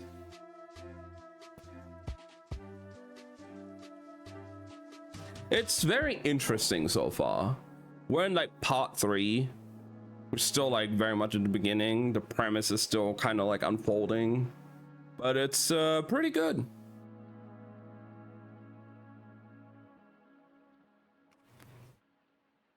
I'm enjoying it so far.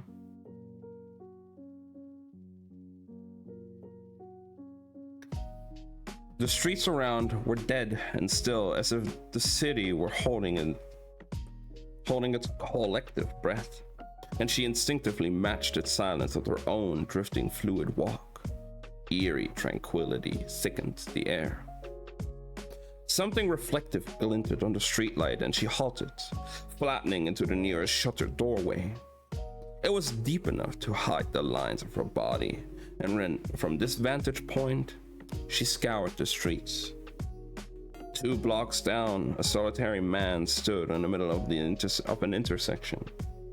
A cream suit cut with a 1980s flair draped his bulky frame. No scarf, coat, or gloves, despite the blowing, freezing temperatures. A tattoo encircled his neck, visible beneath the unbuttoned collar of his shirt. Another man walked over to meet him, footfalls eerily silent.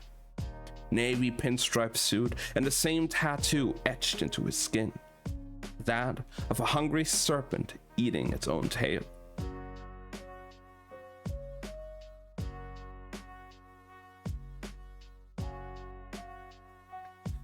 Devon wrapped her arms around her chest, squeezing herself tight, though she wasn't cold.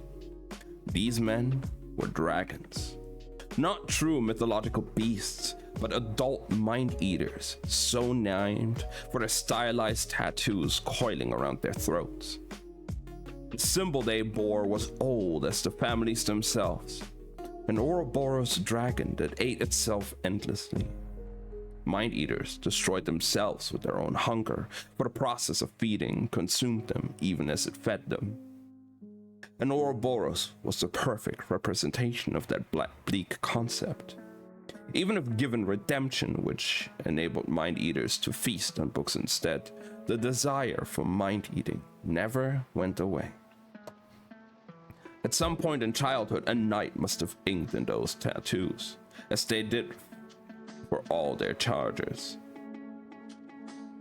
Knights had been little more than cast-off sons, once tasked with limply enforcing peace between families and escorting brides between houses. With the advent of redemption, they acted now as keepers of monsters, holding dragons' hunger in check. Or at least, that is how it was supposed to work. In practice, They tended to wield their tamed dragons for their own benefit and gain. She risked another glance. The two men stood facing each other, so close their foreheads almost touched. They spoke, must have been quiet, for Devon could not hear any words, though she listened acutely. The traffic lights cycled from green to red, and still the dragons remained, inert and stationary on the empty road. Once she'd feared that life as a dragon would be Kai's fate, two and all. She had bigger problems these days, like worrying whether her son would go insane before he starved or whether he'd starve before he went insane. How much redemption would the knights have left in the stores? Surely their dragons were fast becoming unmanageable. Like her, they desperately needed to find the Ravenscars. Unlike her, they sought redemption as a means to reclaim social power. Devon only wanted to save Kai.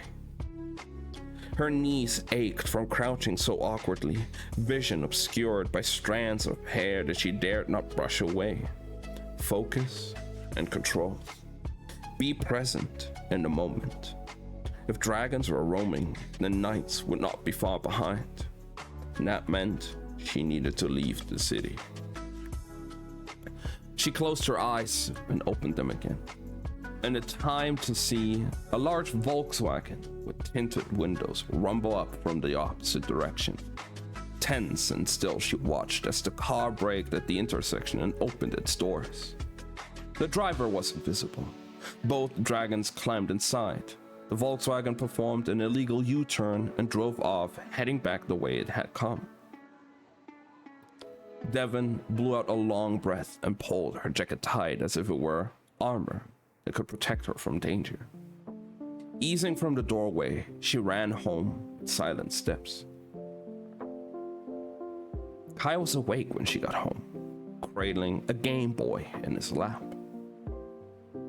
"You're home again," he said, and she suppressed a wince.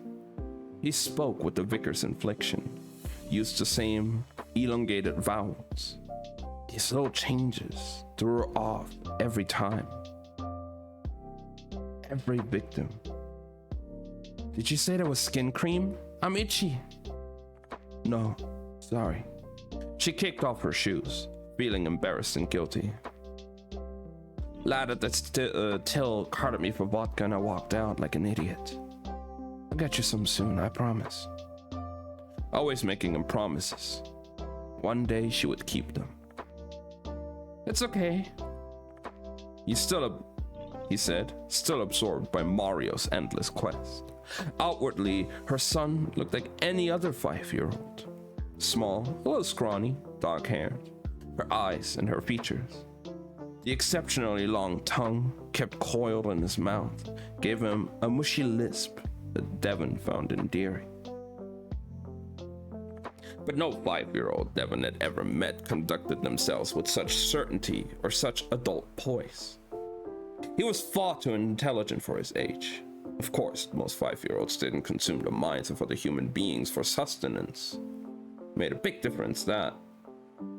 Most days, she wasn't sure how much of Kai remained and how much of him was overwritten with another person. Their memories and thoughts and morality, flooding his mind with their own. She dreaded him remembering and dreaded him having no sense of self. Misery laid down either route. Devon sat next to him. "How are you feeling?" The couch sagged with their combined weight, springs creaking as she tried to find a comfortable recline. "Better, I think." "You think?" she echoed, and brushed her hair from his forehead with her fingers. It needed cutting again. Kai squeezed the Game Boy tight. "I'm still hungry." "Oh. Sorry," he flushed.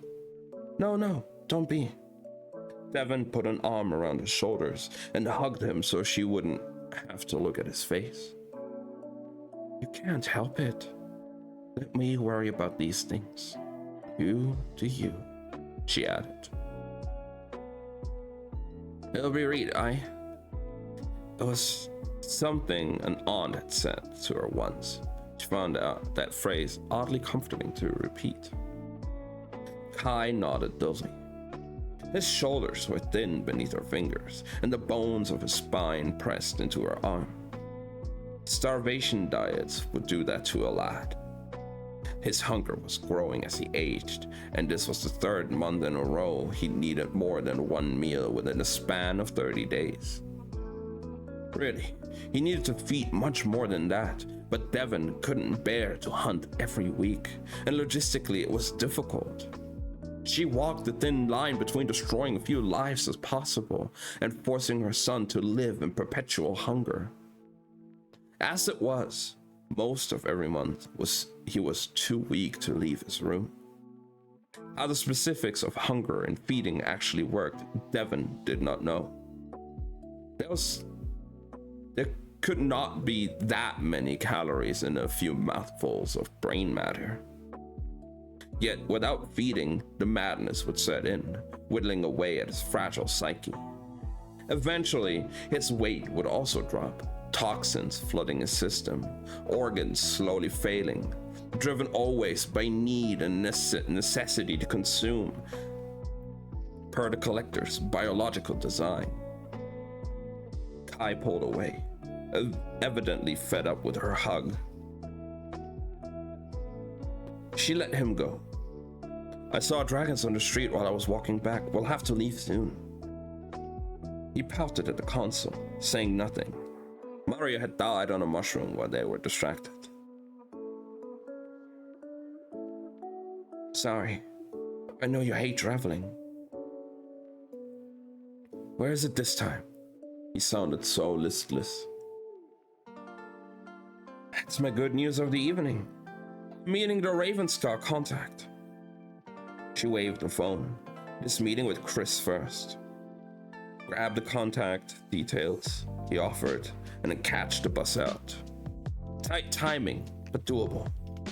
If this goes well, and he can sell me their cure, we might be going to Ireland very soon. Finally, at long last. The shrug was sullen. Can I eat before we go? I'm really hungry. Inside his mouth, that long tongue uncurled and recurled. If I see someone suitable, she said, heart aching at his reaction. He'd lost so much hope over the past few months. She shouldn't expect him to hold out for disappointment yet again. I'll do my best. I won't have time to stalk anyone properly. I'm not fussed. He leaned across and turned the telly on, flicking idly through the channels before setting on an episode of Red Dwarf. Devon sat for a while, watching despite herself. Lister, Cat, and Remo were riding horses, embroiled in some kind of wild western scenario. Studio laughter crackled at appropriate moments. I thought this was a sci-fi show. Devon didn't catch much television, although she'd eaten a few TV guides on occasion. It was worth absorbing a modicum of pop culture if she wanted any kind of shot at fitting in with society. They're stuck in an artificial simulation, Kai said, eyes on the screen. Inside Crichton's head, he's the robot guy. Devon smiled. Didn't know you were a fan. Oh yes, he said, with an intonation that perfectly mirrored that of the vicar, and a hint of genuine excitement. When Red Dwarf first came out, there was nothing else like it on the tally. Groundbreaking show. The smile died, annoyed with herself for walking into such an obvious emotional trap. Red Dwarf had first aired 14 years ago, long before her son had been conceived or born. The vicar, though, would have been around to see it. A sour feeling brewed in her belly. One thing at a time, she told herself. Focus on what you can control. Hey, she touched his shoulder. Can you text something for me? The eternal frustration of not being able to write, even electronically. Another text? Do I have to? Do you want to find the Raven scars or not? He said. Waspish then regretted her sharp tone. He was tired and hungry and exhausted, same as her. She said more gently, I know you don't remember what it was like to be on redemption, but everything will be better when we get that drug again. That's what you always say, he said, aggrieved. None of these people ever know anything. This one is a dealer in illegal chemical compounds who used to do business with the Ravenscar family. Devon reminded him. She'd explained before. The feedings sometimes confused his memories. We've been tracking him down since Doncaster, remember? He says he can put me in contact with the Ravenscar twins. Okay. He plucked the phone out of her hands. Under her direction, he tapped out. He tapped out. Yes, let's meet. I'll bring cash, and hit send. Thank you. She went to brush Kai's forehead with a kiss. He flinched away. I'm gonna go out this morning and grab you that skin cream. And also our bus tickets, just in case we have to bail later. What about your vigil? He said. It's nearly Christmas. A hollow pain formed in her chest. I'll hold the vigil if I can, but I have a lot to do first. Like getting some more sleep. Too much stalking this week. Well, like, too much vodka, he retorted, but he was grinning and ducked good-naturedly when she swatted at him with a pillow. I think you need a shower first, because you smell like booze. Thanks, kid. Kinda reek yourself, you know. He stuck his tongue out at her, a momentous bit of effort, given it was tubular and 8 inches long. Damn, that's a long tongue. Devon laughed, glad to see something of a child still lingered in him. She threw one pillow at his head and went to take an icy shower.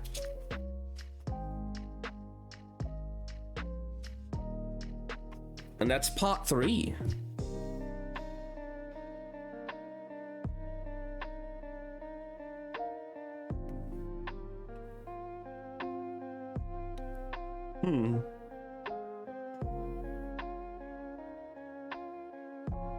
This is getting really good already. Like, we're only 3 parts in, and I think the first chapter has like 7 parts. Like I said at the beginning, it's 62 freaking pages, and yeah, we're gonna get through a lot today, huh?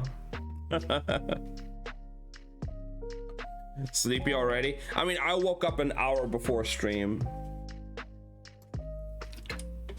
And I got really spotty sleep, so... But I'll be okay.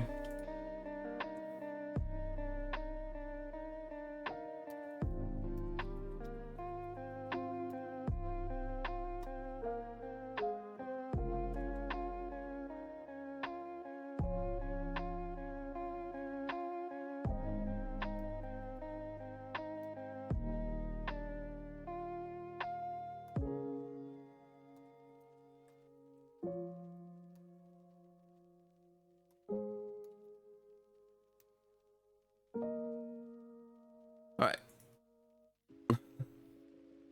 Thank you, Abby. I'll be okay. It's still part 4. Oh, we have a quote here from J.R.R. Tolkien. What do you fear, lady? He asked. A cage, she said.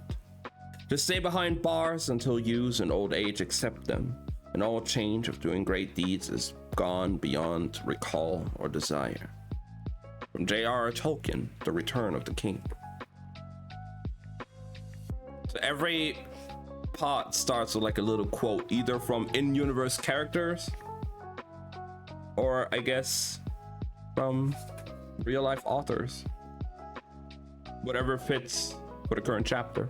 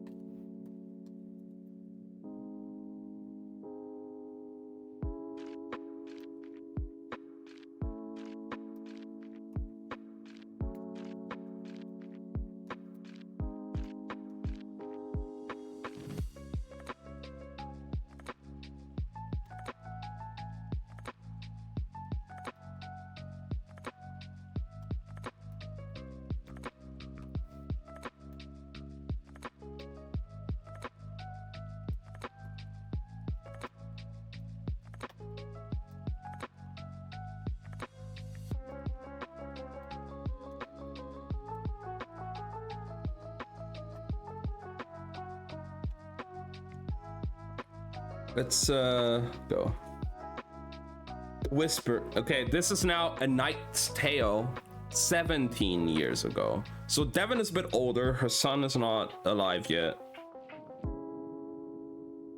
Let's see. The whispers were everywhere. Babies made from science. The six families struggled with fertility. Few girls were born, and those who were born only could carry 2 children before early menopause set in. Sometimes 3 at a stretch. Out in the wider world, human scientists had begun trying to cure infertility in their own kind, and that excited the families very much, in case that knowledge could be adapted to book-eater women too. Devon wasn't supposed to know things like that, since she was still only 12 years old and kept apart from adult business. But Devon also liked to listen at doors and was very good at sneaking around, so she found out anyway.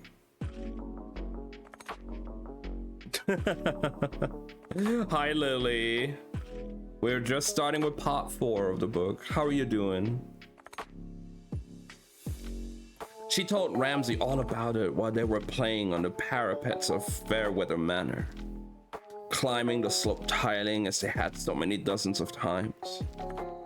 A mother bride was arriving that afternoon after many long years of no new marriages at Fairweather Manor, and they both wanted to catch sight of the procession. You're being daft. Devon the daft. Fighting sleeps today. I feel you, Lily, I feel you. Ramsay said, bracing against the roof.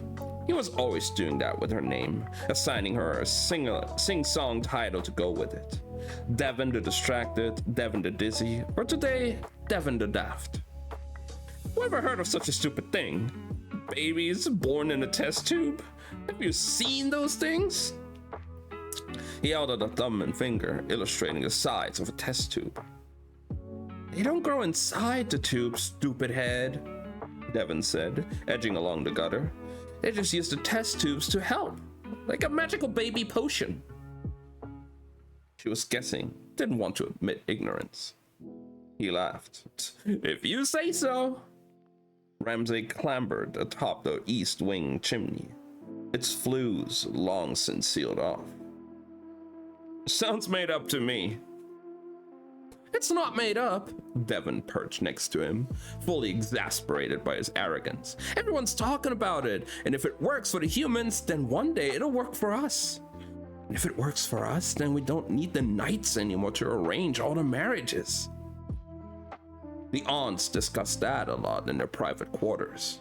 No more knights, no more dragons, women marrying who they please, and other things that Devon didn't really understand, although she could sense the cautious hope in their words. Ramsay wasn't listening. Hey look, there they are. He grabbed her arm and pointed. Devon squinted. A loose knot of vehicles approached in the distance, winding through the moors on the potholed roads toward their manor. The bride was arriving. Women did not leave home except for marriages, and sometimes parties. Even within the manor, the aunts never seemed to do anything except manage the household or do other tasks that Uncle Ike referred to as women's work. And since the Fairweathers had been too poor to afford a wedding during Devon's 12 years of life, this arriving mother bride would be the first non-Fairweather woman she had ever met. The procession drew up in a glistening limo, painted the color of chalk. It had been a horse back in the day, Ramsay said with a confidence that came from being 3 years older. A big white horse with a saddle and... He gestured vaguely. All that, you know. Do you think she could be one of our mothers? Devon had never seen so much as a picture of her own mother, only heard the name Amberly Blackwood murmured in passing gossip. Don't be silly, Ramsay said. Our mother had been gone, our mothers have been and gone. All of them. Nobody gets married to the same house more than once. He was right. She felt chagrined for forgetting. On the front drive below, the limo door opened with electronic grace, and the newest mother bride of Fairweather Manor stepped daintily from her metal chariot. Pale hair had been teased into a formal style, more suited to a woman twice her age. But she was young, around 22. A white frilled tunic threatened to drown slender shoulders in fabric, and the blue skirt, overwhelmed with embroidery, seemed to weigh more than she did. "You can tell she's a Gladstone with that hair," Ramsay said, chin jutted out. "She's a proper old country stock like us." Devon rolled her eyes. Ramsay had developed a zealous pride in their heritage lately, even though neither of them had ever been to Romania. To her mind, Romania, or the old country, was as their elders referred to it, was embroidered dresses on special occasions. It was singing Star Carol at Christmas, while one of her brothers ran around them wearing a goat mask. It was offering gifts to the fate fairies when new children were born. It was midsummer parties and harvest celebrations, even though they didn't farm or care about solstice. It was strange flower rituals to welcome in the rainy English spring. But old country stock, as Ramsay meant it now, was also dark hair and dark eyes, towering height, strong legs, and broad shoulders. Those traits preserved, even as the ethnic heritages of the book eaters had diverged and interwoven over the decades. The palette of their skin tones had broadened, but the Fairweathers remained stocky and looming, strong of build and nothing like the pale, frail 5'0" Gladstone girl who was just arrived.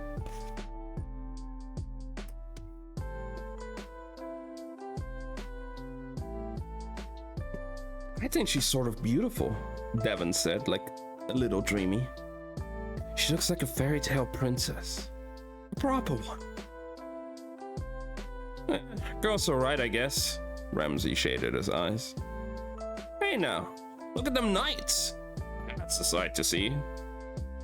Below, a cavalcade of men in dark gray suits and sunglasses followed the procession at a distance, all 10 of them riding pristine motorbikes. "Maybe you could be one someday," she suggested, because he always seemed enamored of them. Ramsay shook his head. "I'd rather be a patriarch of a manor. Money in a house and telling folk what to do." He grinned to himself, and Devon rolled her eyes. He was far too daft and cocky. "Hey, Angel. How are you doing? What kind of juice do you want, huh?"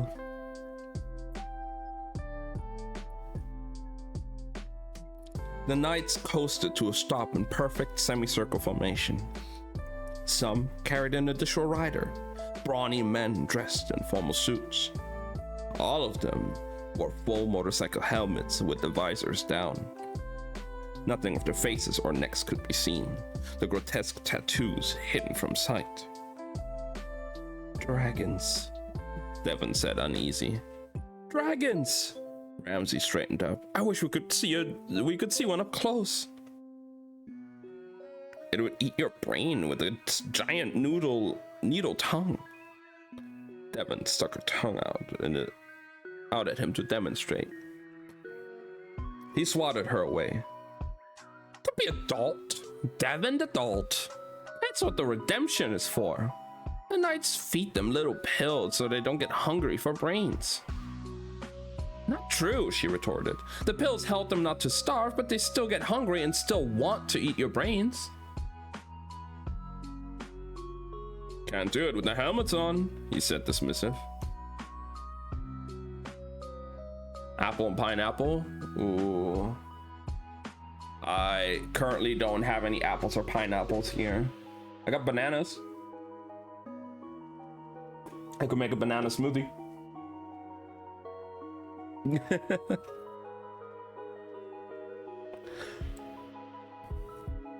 Down below, the mother bride cast a glance over her shoulders at the entourage behind her. For a fraction of a second, something like unease settled on her features as her gaze skipped across the dragon's helmeted visages. Then she turned to face forward again, wearing her polite smile. Aunts and uncles came out in greeting, Uncle Ike foremost among them.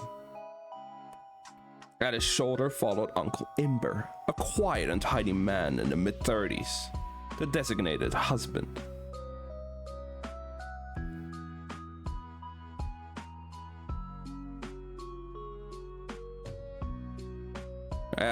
I appreciate you stopping by, Angel. I hope you have a great rest of your day. I'm sure we'll see each other again.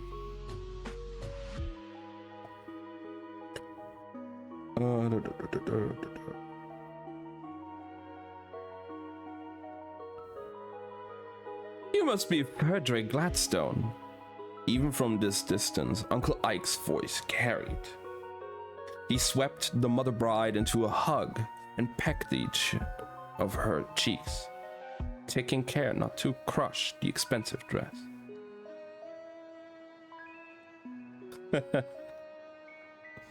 Allow me to introduce you to Imber. Devon looked down at her own clothes, a faded linen dress, the lacy sleeves ripped to shreds, and the hems too short to cover her nettle-stung ankles.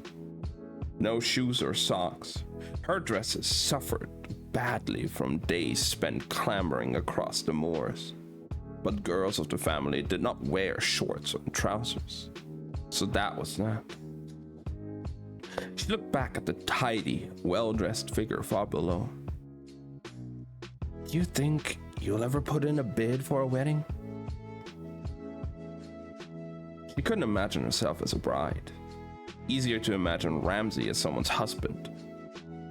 Her brother waved a dismissive hand. Who wants a wedding? Babies are lame. He laughed. I'd like a girlfriend someday. Guess it'd have to be a human one. That would be nice, Devon said without thinking. He shot her a frown. Girls don't have girlfriends, stupid. Some girls do, she said, because she'd read about lesbians in books she wasn't supposed to touch, like The Well of Loneliness, which she'd found in Aunt Belua's side table once. Just like some babies can live in test tubes, he said, scoffing. Oh, hey, everyone's already gone inside. We should go too. They'll be starting the party soon. Sounds boring, she said. His dismissiveness stung, made her want to be contrary for the sake of it. I can't bear to eat Rapunzel for the 1000th time. That much was true. We've all eaten those stories 1,000 times, and that's good for us, Ramsay said in lecturing tones. If you eat the same books all the time, your brain will stay fast for longer because it isn't new. But if you eat lots of different books, then your brain will run slower. What rubbish, she said, trying not to sound uneasy. I think you're the one making things up now, not me. I'm not, and it isn't rubbish. It's true, completely true. Uncle Open ate lots of different books when he was young and filled his brain with words. Now his head is full up with words. He can't hardly move or talk. Uncle Oben was odd, she had to admit. Ask him a question and it would take him more than half a minute to come up with an answer, his gray eyes staring off into the distance. And walking from his bedroom to the drawing room was a laborious affair, undertaken only twice a day, his steps slow and ponderous. Well, I still don't care, Devon said, and I have a better idea than sitting around. She lowered herself off the chimney flues and edged across the tiles, heading for the south side of the manor. Hey. A soft scrabble along the rooftop, followed by a swear word he shouldn't have known. And Ramsay clunked after her. Where are you going? I want to get into the South Library while everyone is busy meeting the mother bride. Strands of her dark hair tangled in the breeze. Are you coming or not? What do you want with the Southside Library? I thought a night sleeve. He trailed off, eyes widening. With a night sleeve, they're dragons. Devin finished, scooting carefully along the roof's ridge board. Can you explain what's happening? We're still like basically in the beginning. Basically, in this world, there are people referred to as book eaters. They don't eat like normal food or anything. They eat stories, basically. Like they have special ability to basically just eat stories out of books. And there's a different strand that can exist that instead of eating books and all, they can eat human minds. They feed on human minds instead of books. And those are usually like the ones used as weapons, kind of, or like, you know, that kind of stuff. And the main character, Devin, we're in a flashback right now where she's still younger. The main character, Devin, in current time has a son that is a mind eater, but she's trying to protect him from being used as a weapon. So she fled her family. But we're like jumping back and forth in time of like while she's caring for her son and whatever was happening in her family estate. It's a weird story so far, but we're going all over the place.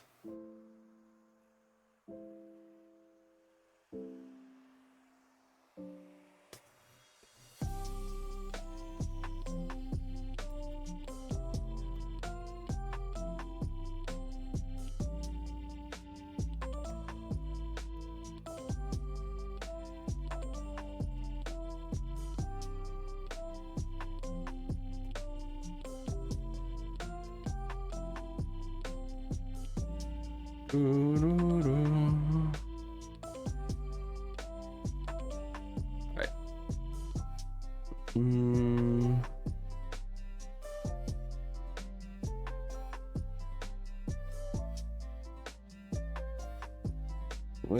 Where the knights leave their dragons. That's completely brain rotted. I don't know. Devin finished, scooting carefully along the roof's ridge board. We should have a look at them. I've never seen one up close. Are you off your rocker? We can't do that. It's just a look, she said, scornful.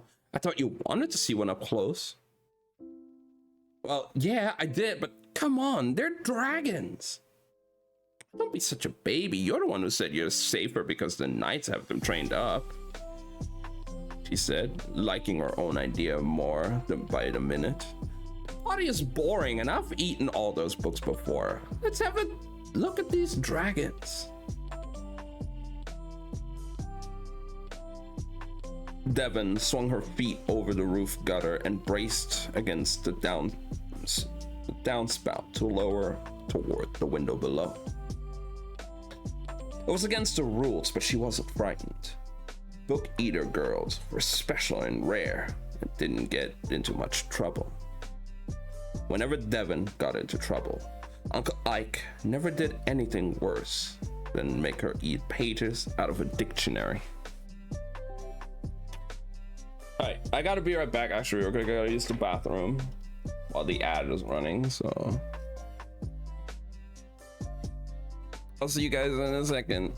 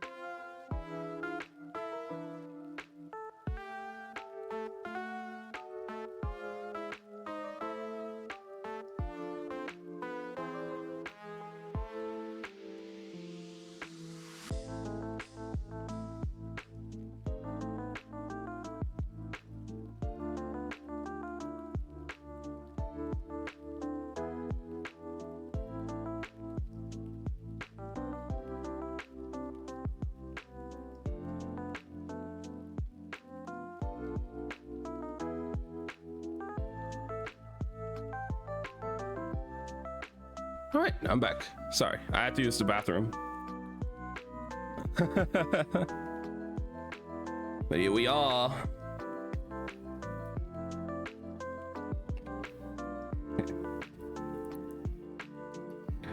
This is stupid, Ramsey called down, sounding aggravated or aggrieved.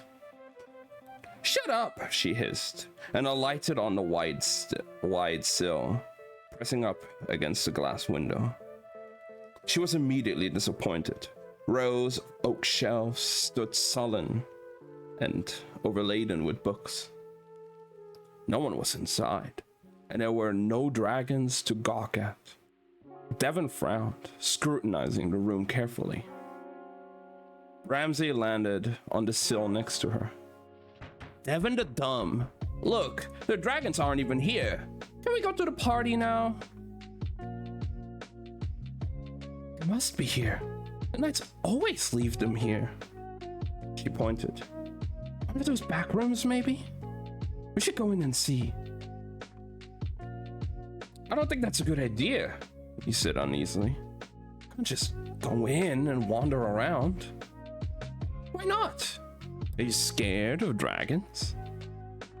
She wriggled her fingers underneath the loose-fitting window. Or are you only brave when they wear their helmets? I'm not scared, helmets or not, he hissed. I just think we could get in trouble. So go downstairs and sit on the hall like a good little scaredy cat. I'll sneak in all by my dumb self without your help. Devon wrenched the window open. The act threw her off balance, and she pinwheeled backwards, teetering on the ledge. Ramsey grabbed her shirt with a steadying hand. You wouldn't last 5 minutes without me. I only slipped because you were talking at me. She squashed her too tall frame through the partially open window. The south side library did not get much sunlight. So much the better for preserving the books. The books sat in shadow, carefully dusted on the shelves in pristine condition. Instead of the usual fairweather preference for dark leather binding, the cash in here varied enormously. Old to new, hardback and paperback, all in different sizes and designs. Ramsey squeezed in through the window and came to stand next to her. 5 minutes and then we're leaving, he whispered. Shush.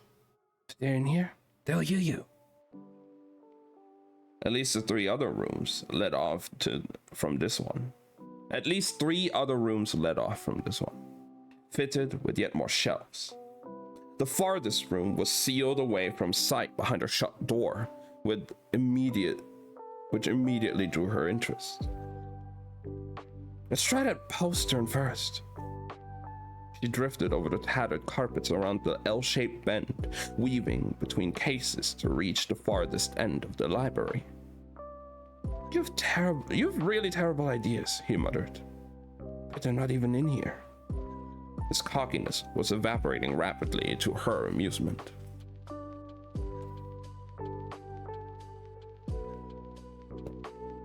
One way to find out, she said, twisting the brass knob.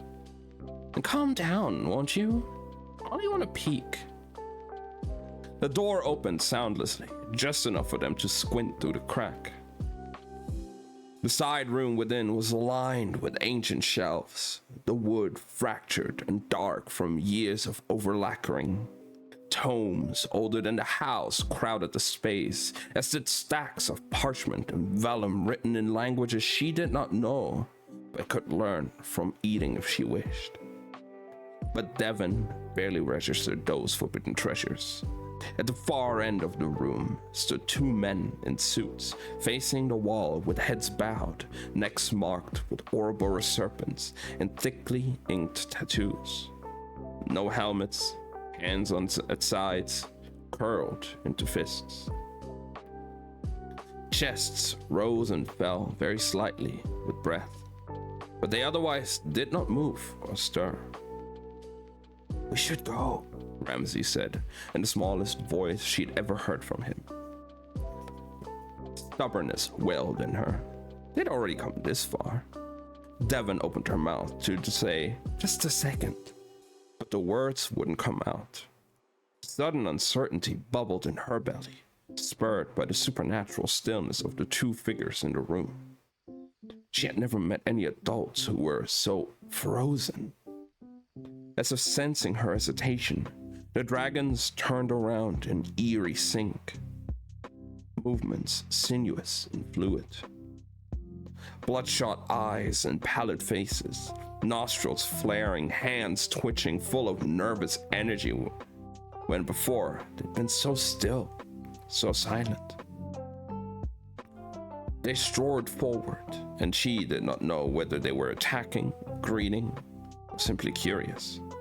Nor did she care to distinguish. Devon yelped and slammed the door shut, backing away. Suddenly, nosing through the off-limits library did not seem like such a good idea after all. Window, she managed. Back to the window. Too far. The hall is closer. Ramsay yanked her around the central shelves toward the south side library's main entrance. Behind them, the dragons emerged from the side room, taking diverging paths to circle around the shelves, picking up the pace as they hunted, wolf-like. Devon and Ramsay skirted around skirted another freestanding tower of old books, tumbling over each other in a blind panic to escape, and crashed straight into a knight. Ramsay rebounded off the broad chest, landing on the backside and pulling Devon with him reflexively. She fell atop her brother, tipping her head up to goggle at the man framed at the library's main door. The knight peered down, pale eyes gleaming from a clean-shaven face. He was tall and heavy-set, wearing a black suit so stiffly pressed it planed like carved granite. The marks on his collar indicated high rank. Hello, Devon said stupidly. She knew this man, though they'd never met him. Knight Commander Kingsley Davenport. Everyone knew of this man. The two dragons darted into view, alert and ever silent. They paused on seeing the knight. Obadiah Draconis. Kingsley drew a languid gesture in the air. Detain Eos. Both men flowed forward in a blink, one apiece for each child. Devon yelped as enormous hands closed around her biceps, pulling her up and still. Her feet didn't quite touch the floor.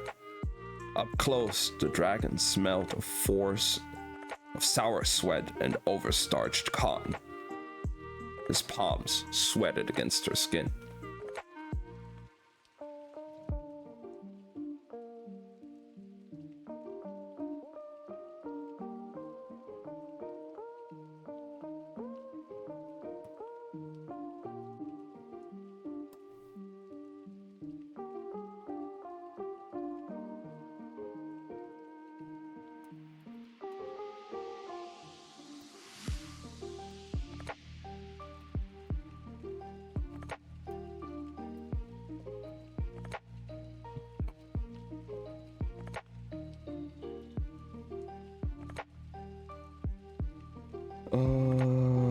Where was I now?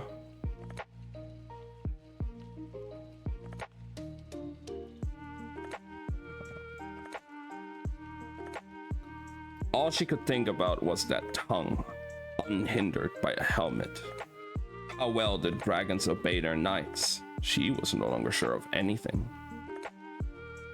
Ramsay also had captive, met her frightened gaze with his frantic ones. I was told this library would be off limits to children. The commander looked them up and down. How did you get into this room? It was her idea. Ramsay had the audacity to shoot her at a dirty glare, as if he didn't agree to everything. We came in through the window and... Devon returned his glare. I just wanted to look at them. I was only looking, and my brother chose to come along. She couldn't believe he would make it up all about her, the utter coward. Only a look, the commander mused. You're both very lucky that I came back in to check on the dragons, or you could have found this door bolted from the outside. I can't say for certain what might have happened then.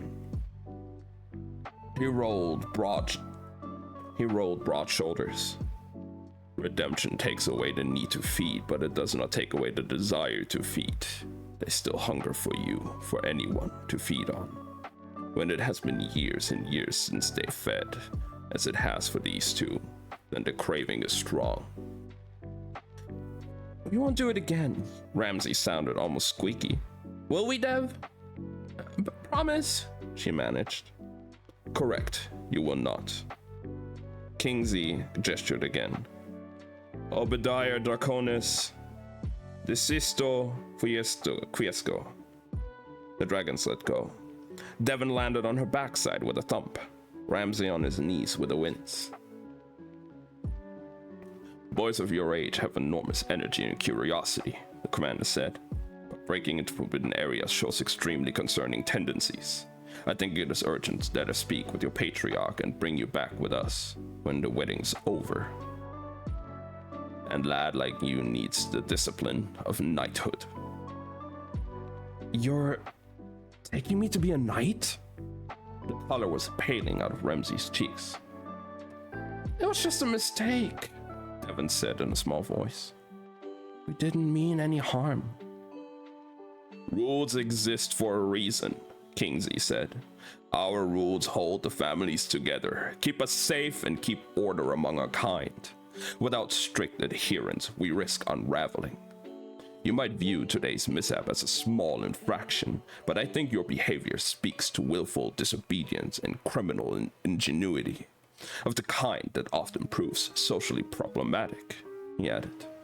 And I think your patriarch will agree with me. A series of expressions contorted Ramsay's face, each one leaving him paler and more shaken. He opened his mouth and shut it again. Shock robbed Devon of her earlier annoyance, leaving her hollow and guttered. She folded over, arms clasped around her middle.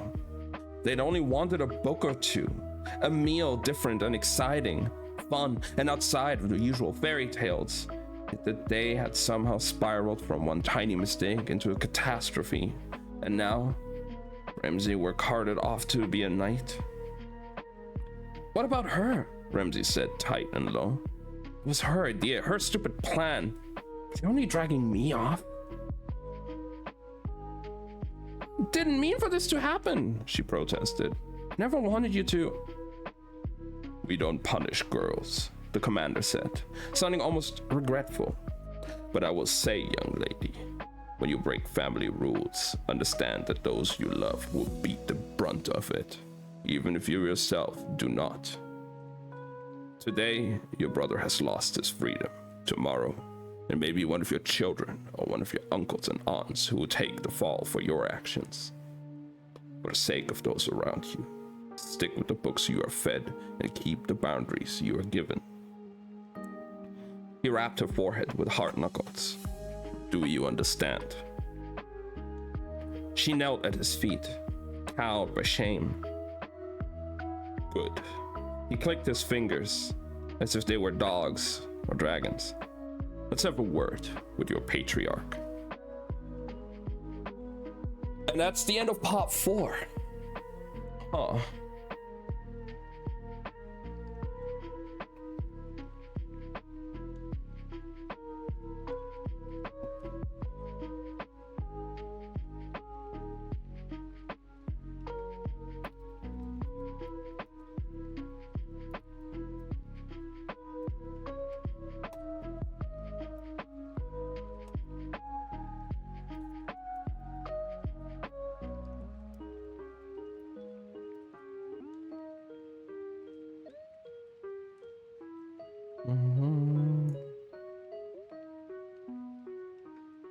This book is... Damn. I mean, we know she gets out, I guess, but like, I mean, she's constantly on the run, considering when she sees like the knights and dragons, stuff might happen to them, so we'll see how it goes, huh?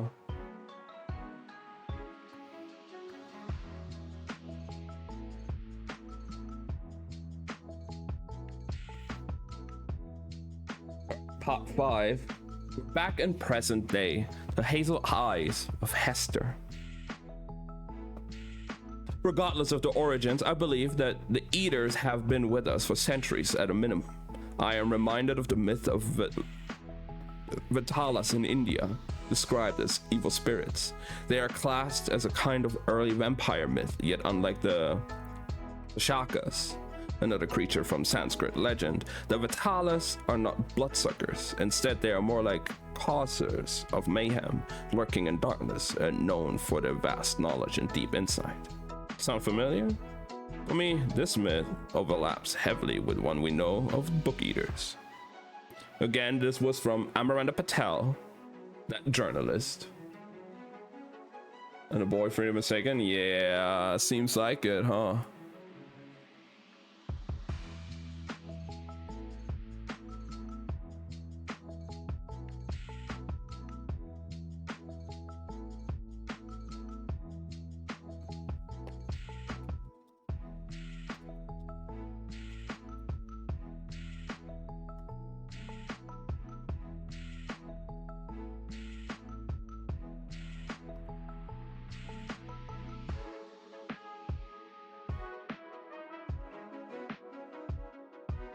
Yeah, like there's very not a lot of girls being born into the as a mind or a book eater, and even the ones that live there, they basically live completely isolated. All right, time to start with part 5 now. We're about like halfway through for today. We're at like page 37 out of 62.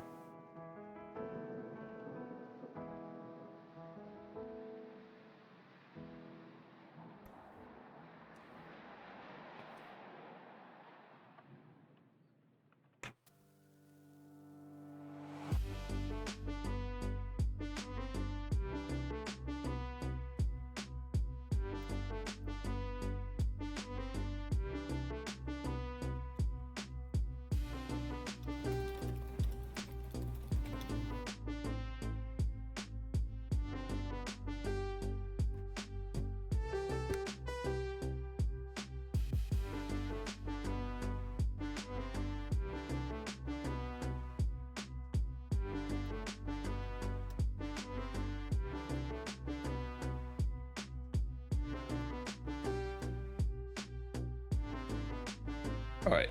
There we go. A sense of unease settled across Devon's shoulders as she ducked into the crow's nest pub. She paused in the entryway, trying to suss out the sources of her anxiety.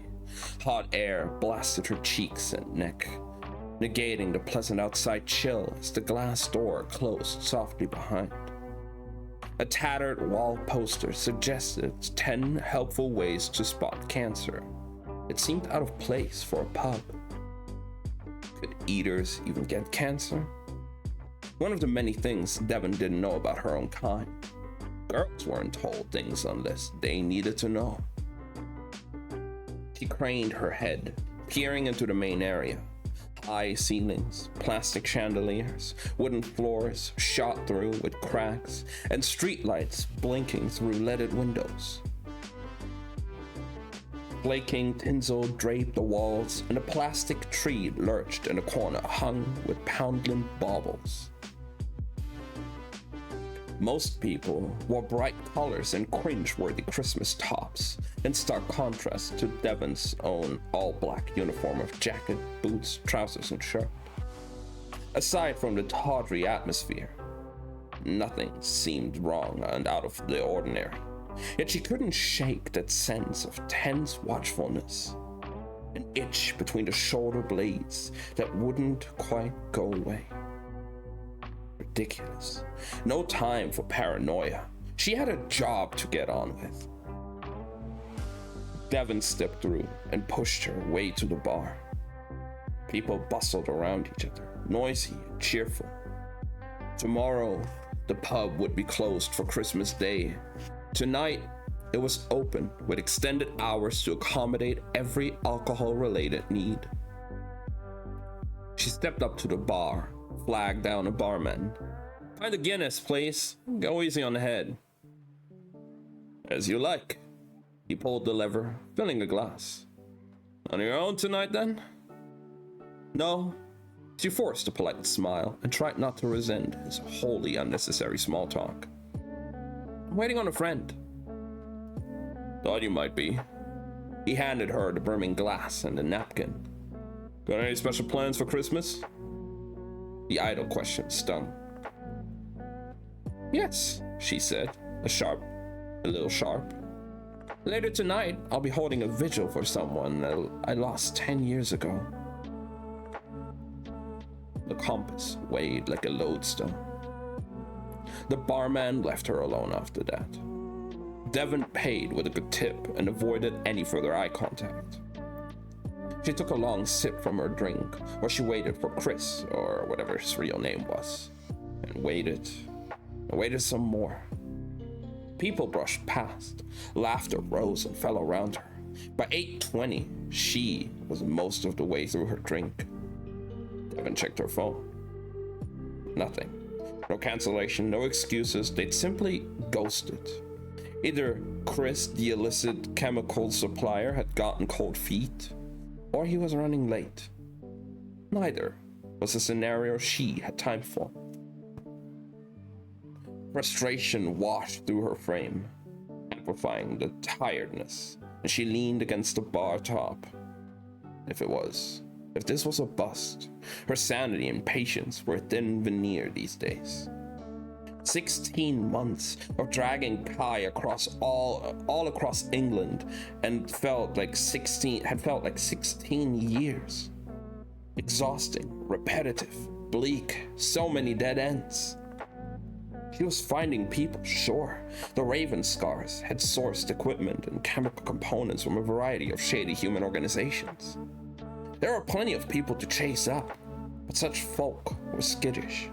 Many had refused to meet with her or deal with her. Others claimed they no longer supplied that family. Chris was the third person to admit he actually had dealt with the Raven Scars, citing one Killock Ravenscar by name. He was also the first to agree to tell her more information, or price, if he showed up anyway. "Pardon, but do we have the time?" Devon looked over her shoulder and then looked down at a much smaller woman. Bright hazel eyes peered up through a pair of rectangular glasses. Barely over 5 feet, with rounded shoulders and a stocky build. She was somewhere between 25 and 35. Her wool coat smelled of expensive cigarettes, and her leather handbag was exquisitely made. Devin didn't know a lot about fashion, but she did know a fair amount about leather, having eaten it all through her childhood. 8:25, assuming my watch is accurate. Oh, Hazel eyes deflated. It's even later than I thought. Her accent was erratic, a mix of Scottish and Geordie, border counties, likely enough. Not uncommon in these parts. Were you waiting on someone? Devin twisted toward her. A Christmas Eve date, sort of. I think she stood me up. We're supposed to meet at 7:30. Hazel eyes had what Devin thought of.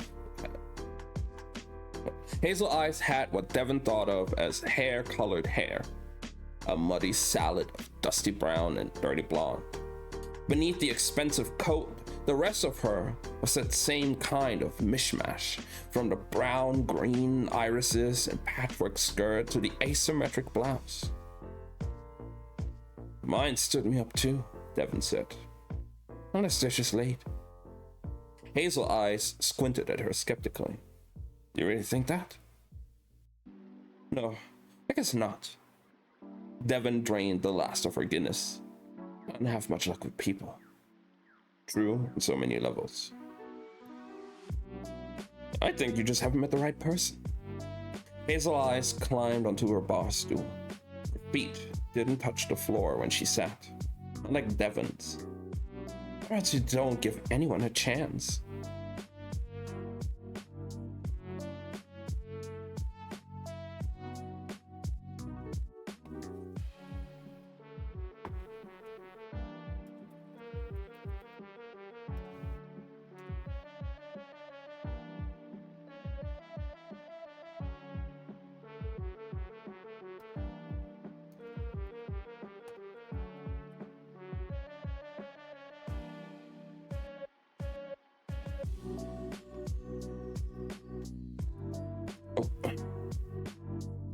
A little of column A and a little of column B. Devin crumbled a napkin in her palm. She was thinking about how Kai flicked his tongue when he was hungry.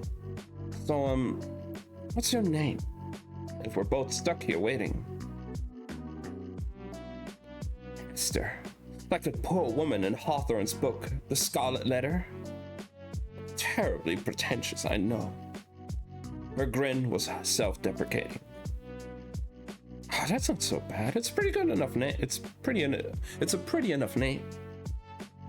Try being a woman called Devin.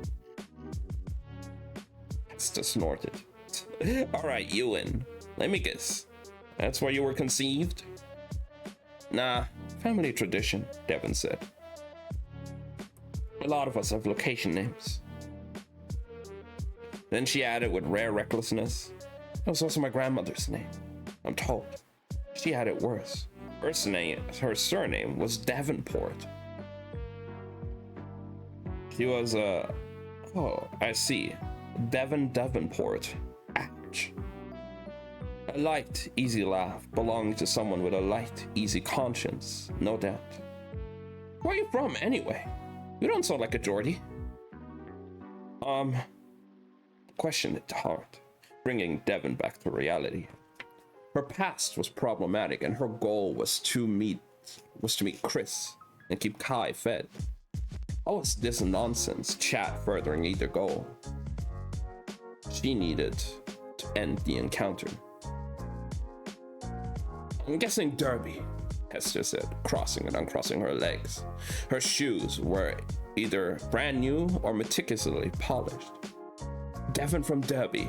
Am I close? Devin was hungry too, in her own way.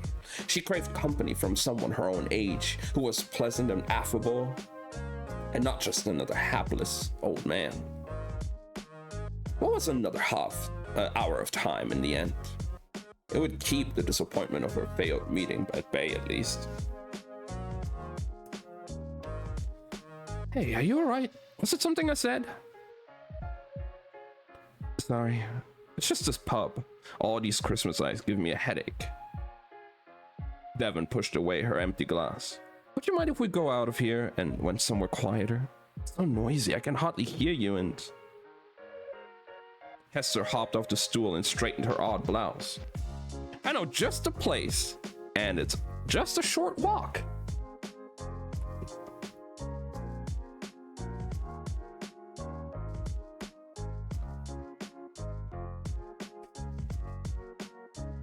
Devon forced a grin, trying to enjoy the moment. What else was there, after all? Chris wasn't coming. They squeezed out of the crowd, half tumbling to the street.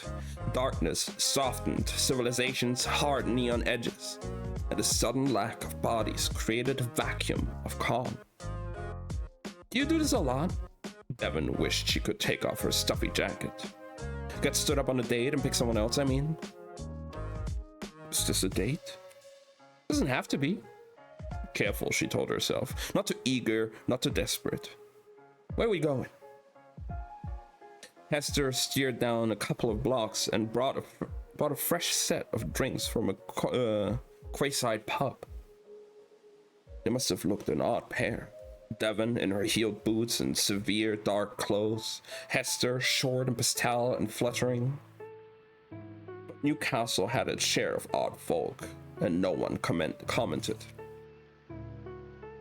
Drinks bought, they sat outside in a beer garden despite the chill, people watching and talking about nothing in particular. Hester chatted easily about books, films, the weather, and various other things, like they'd been friends for years. A trait that Devon, who had gone without friends for most of her life, found very odd. And having little she wanted to say about herself, she simply listened as much as she could. Maybe this is what it felt like to be human and normal. If such a thing as normal existed even among humans. Was this a life she would have wanted? So impossible to judge. The world was a series of fenced-off fields, each patch of grass categorically greener than its neighbors. When Devon had been young, she'd wanted to sometimes read books and sometimes eat books rather than always eating them. But the main thing was choosing her own books, deciding how to shape and immerse herself. That basic desire hadn't changed with age. She craved still a sense that she had options, that her life wasn't an inevitable series of events. Everything in her childhood had been prearranged, her personality and outlook sculpted to fit into the fair weather narrative. The family's narrative. Either you're the best listener I've ever met, or you're very mysterious and trying to stay silent, Hester said, after her own chatter had drifted to a standstill. I think you've confused mysterious for boring. There's nothing to know, honestly. Nothing that would interest a human woman anyway. Oh yeah, I bet I can guess. Hester sat up, leaning forward. Let's see. But your parents are divorced, and that's why you're so aloof. She grinned, sipping her bourbon and coke. More separated than divorced. Devon wondered if her mother still cared about a small girl abandoned to Fairweather Manor. She added defensively, I'm not that aloof. We're talking, aren't we?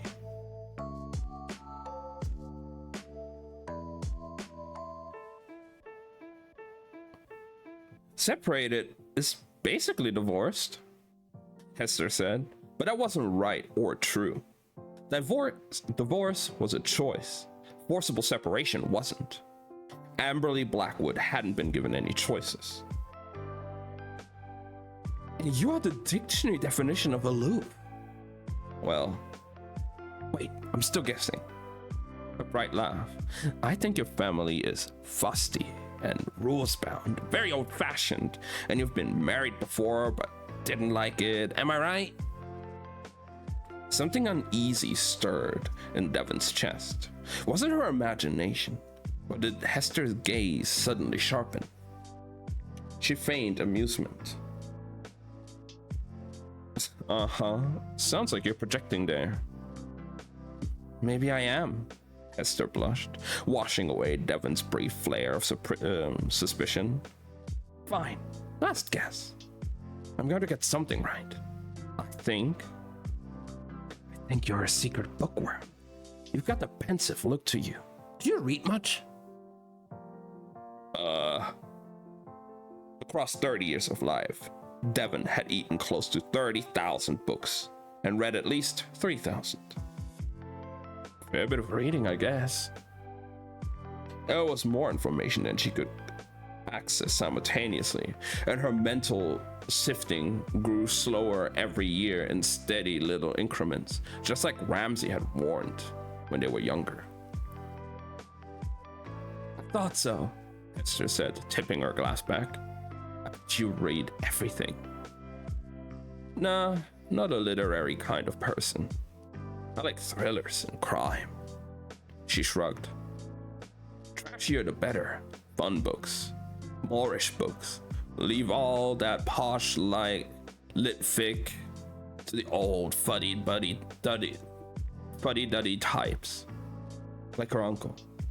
Want another drink? I'll pick up this round. Just cope this time, Hester said. When you're my size, you hit your limits faster. Devon dipped inside to queue up. Her phone buzzed while she was ordering and flipped it open to check her texts. Changed my mind. Keep your money. Sorry.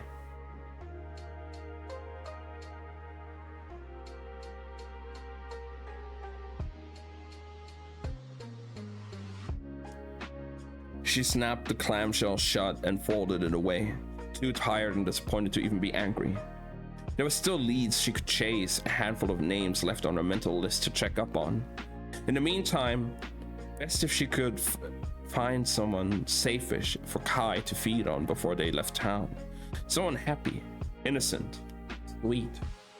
Someone like Hester. No, don't feed Hester to Kai. Come on, she said. No.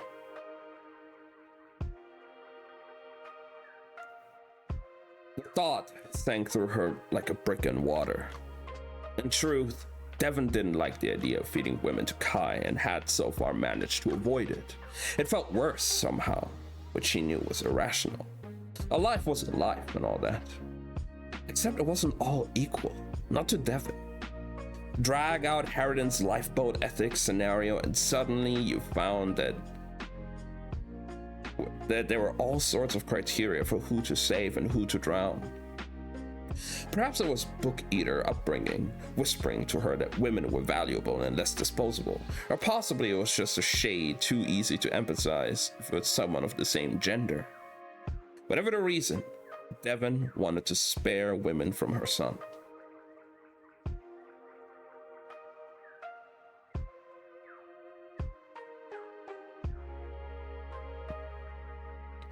But here now, strapped for time and options, she found herself considering the choice without recoiling.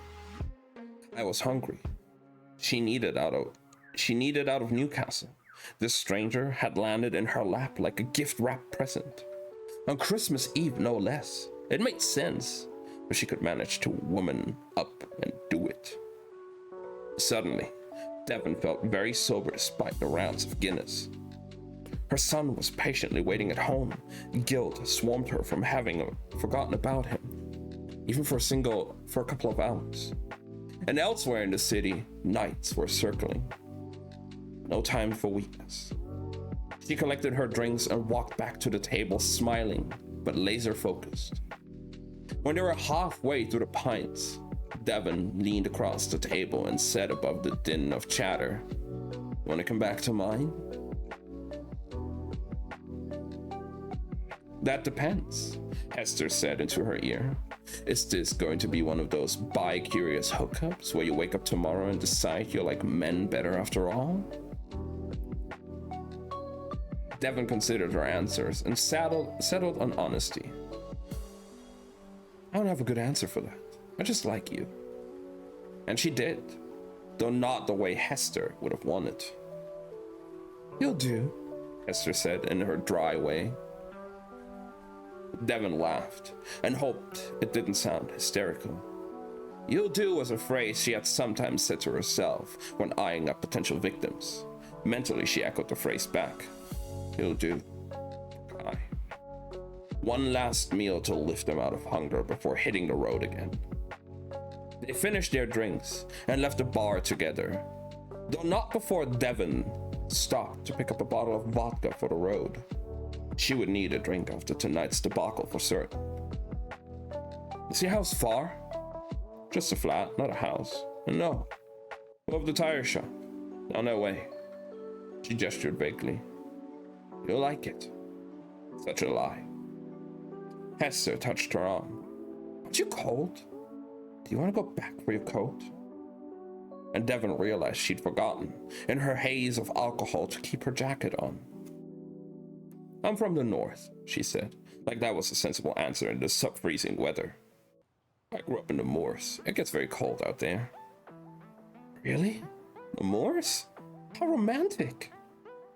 Hester shivered into her fur-lined coat. "I see you telling me you grew up in a manor like something out of Wuthering Heights." A twang of alarm ran through Devon's head, a sense that the comment was yet again too close to home, but she was tipsy and couldn't not laugh. Besides, what was she afraid of? Hester was human. 10 minutes later, she veered down the alley toward the entrance of the little flat. They walked up the steps in odd silence, Hester waiting while Devon unlocked the door. Both women entered the tiny, dingy flat with its cracked paint and shabby last legs furniture. The door of Kai's room was flung wide and he was visible from the living room, sitting on his bed with a magazine open on his lap. He lifted his head and said, "I thought you didn't like bringing women back." Hester stopped in her tracks. "You have a child?" Devon took advantage of the distraction to lock her front door with quiet movements. Sorry, this is my son Kai. He's very direct." She found herself oddly grateful that the other woman didn't comment on her son's lisp. Kai was sensitive about that. He has been on his own this whole time," Hester said. "Where's your babysitter?" "He doesn't need a babysitter," Devon said, because it was true. A boy with the accumulated minds of 25 adults was perfectly capable of looking after himself for a few hours. "I'm fine on my own." He put his magazine down on the mattress and slipped off the bed. He crossed the threshold into the living room, drifting soundlessly on the thin carpet. His arms were smeared with the skin cream that she'd brought him that morning. Hester tensed, seeming to hold her breath. She twisted the strap of her purse. "Feel free to have a seat." Devon brushed past her son, heading for the bathroom. There were a few places to hide away in the crammed flat. Every room was visible from the living space, but the bathroom had a door, at least. Devon could shut it behind her not have to face Kai. Not to face what Kai was doing. Not have to watch someone die. Just make yourself at home. Oh, there's no need. The purse strap wound tighter and tighter. "Listen, I like you. I don't think I'll stay very..." She trailed off, looking again at the boy who approached her. They were a strange and haunting pair. A pale wave of a lad, hunger burning beneath his skin like fever, and petite, hazel-eyed Hester, lips pinched with alarm. Devon turned around, one hand on the bathroom door. "Can I ask you something? Are you a good person? Are you kind?" Hester blinked, dragging her gaze from boy to woman. "Come again?" "It doesn't matter." Kai spoke unexpectedly. "None of us are good. Only God can forgive." That fucking vicar, tangled anger knotted her chest. "I seriously doubt God can do anything," Devon said, tight-lipped. "But if you're satisfied, then fine." And then she shut the door hard. A muffled shout from the other room, followed by a growling noise and Hester yelping. Then, that hideous silence that congealed like stagnant blood. Devon didn't feel anything and never did in the moment when they were being consumed. Afterward would be sad. She slouched over to the sink and ran the tap to splash her face, cold water to help sober up. Christ, what was she thinking? Bringing back a young, attractive woman? How was she going to get rid of the body? It'd be far too suspicious to dump someone like Hester at a homeless shelter, especially given she'd left the vicar there yesterday. The towel scraped her face dry. It was old and tattered, like Devon felt. Soft laughter came from the living room. Devon froze, hands and face still damp. Someone spoke. Hester's voice. And Kai said something in reply with a soft lisp. A curious thrill ran across the back of her neck. 1,000 possibilities blossomed that she didn't know, and she didn't know what to hope for, what to reject. With dreamy slowness, Devon turned off the tap, hung up the towel, and pushed the door open. Kai perched on the couch, the magazine he had been reading earlier open in his lap. He was tearing strips from it and putting them into his mouth with eyes wide. Hester sat next to him, watching critically with an approving smile as he scarfed pieces of paper. Both of them looked up at Devon's entrance. Shock rolled over Devon, shot through with a pain of irrational jealousy.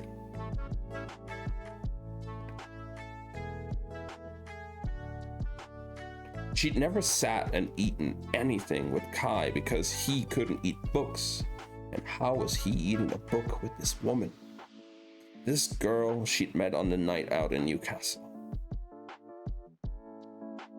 Devon Fairweather, I presume, the infamous princess who murdered her husband. Hazel eyes glinted. Such an honor to finally meet you. Devon stared. Who the bloody hell are you? I represent Killock Ravenscar. Hester touched the corner of her mouth with the tip of her tongue. Why don't you have a seat? I think it's time we had a frank conversation. You know, woman to woman.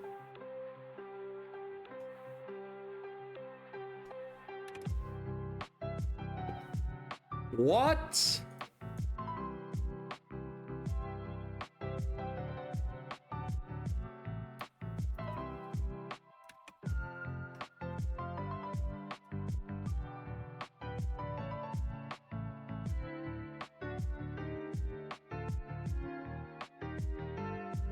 Okay. Nice. I like that. I like that. That was unexpected, but things got spicy the last scene. Not really. Just a nice little unexpected twist.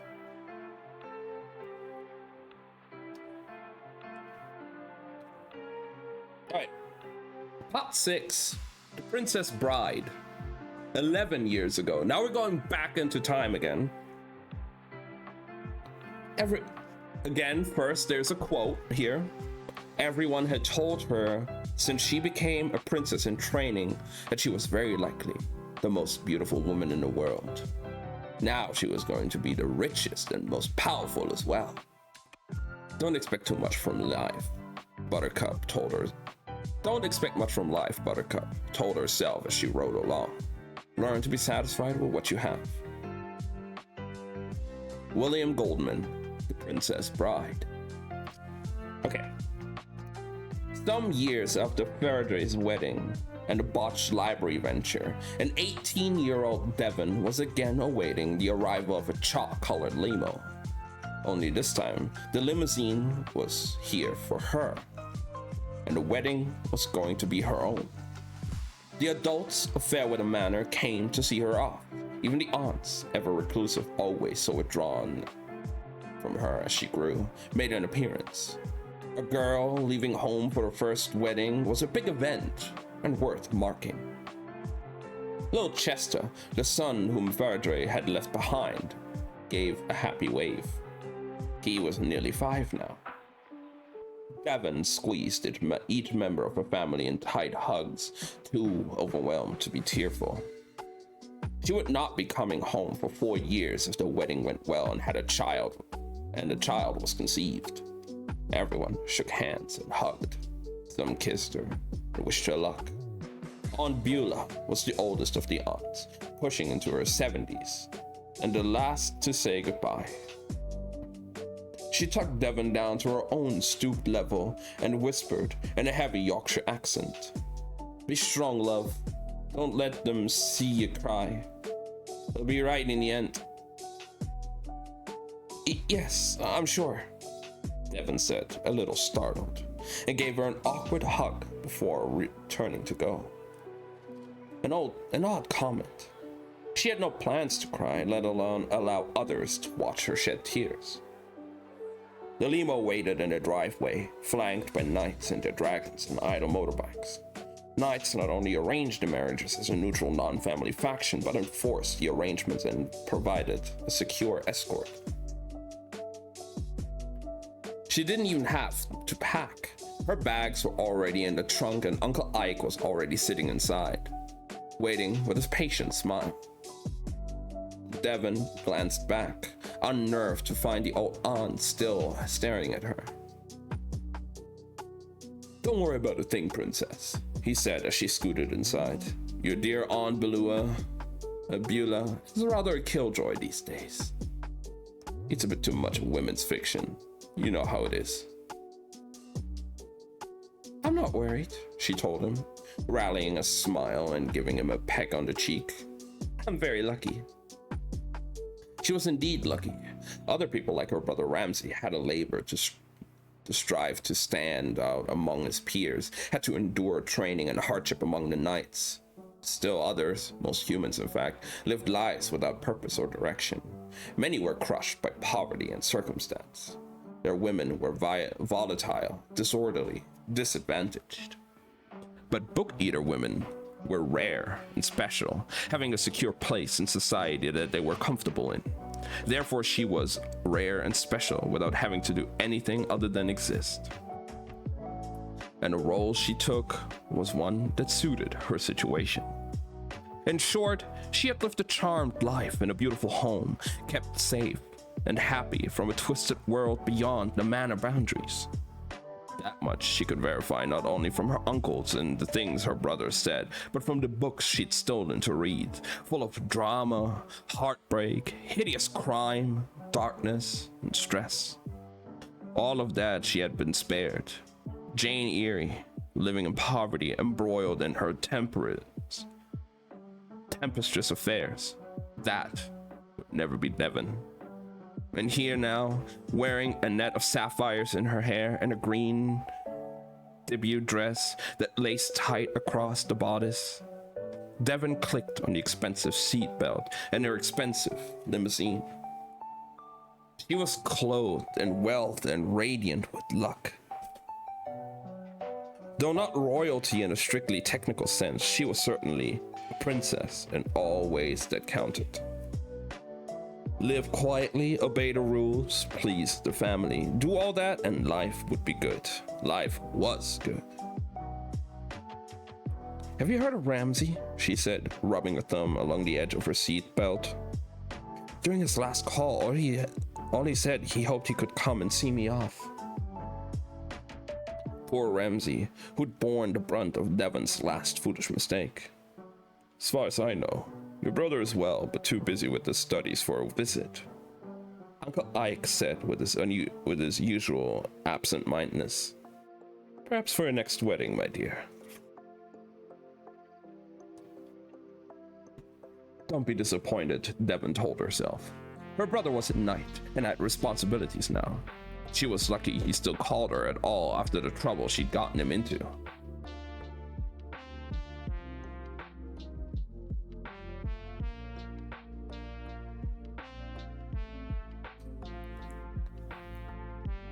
It had taken 4 years, in fact, before Ramsay had been willing to answer her calls.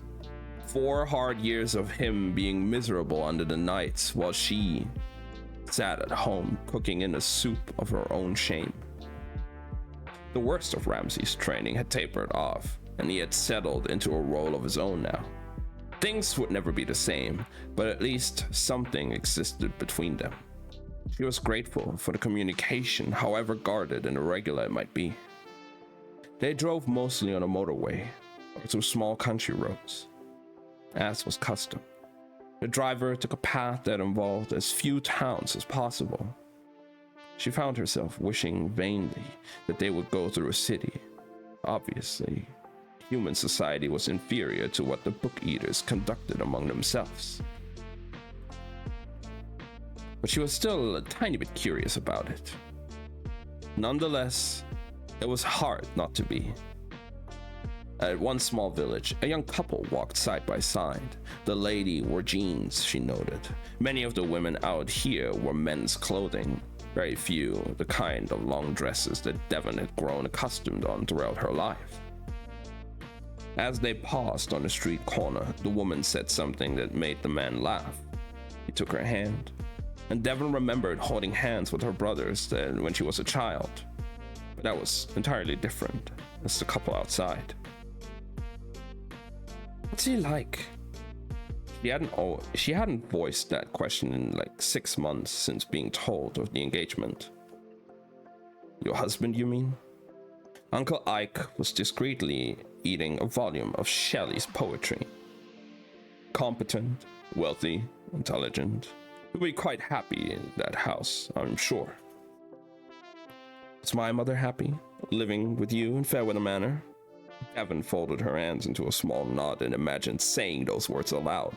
And Uncle Ike, who was not really her uncle at all, and should have been called her father, would say, "Absolutely, my dear," with complete earnestness. Devon turned her face back to the window, drinking in the scenery. If she knew that what her uncle was going to say, then really, what was the point of asking? It would be just an exercise in validation. She wasn't the kind of girl who demanded pointless validation. Onward they drove, hills rolling back into fields, until at last they came to Winterfield Manor, somewhere on the outskirts of Birmingham. Devon wasn't sure of the exact location. What mattered was the house itself coming into view as the driveway gates peeled back, elegant and Tudor in design, black timber striping and white walls like an urban zebra. No tumbling parapets or haphazard extensions. The Winterfields had their house in order. Immaculate lawns fanned around the driveway, the grass and hedges cut with diamond precision. Devon laughed as their limo circled around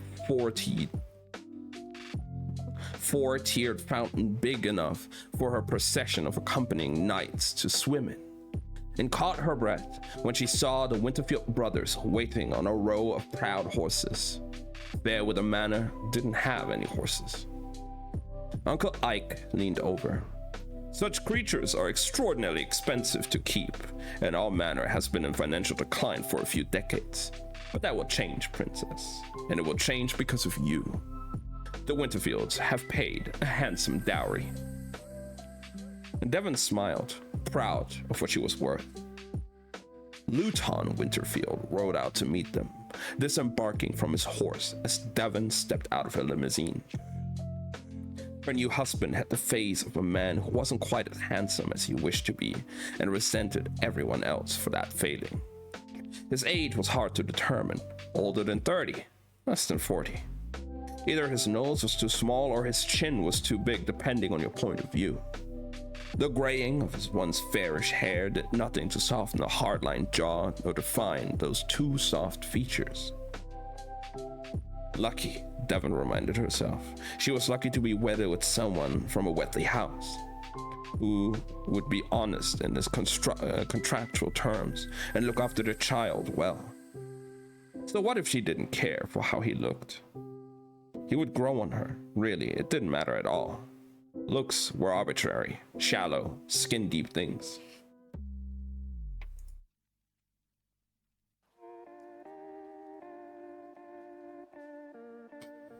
Luton tilted his head back with an appraising frown. You're absurdly tall. Incredible how much 3 simple words could diminish you. Devon shrank into herself. Confidence rocked. Tall was good, wasn't it? Unlike Ike, Uncle Ike snorted. Luton, my lad, what a character you are. My type of woman. Tall. Don't care about looks. I mean, I don't care about looks either. Like, let's be honest. Who the fuck cares?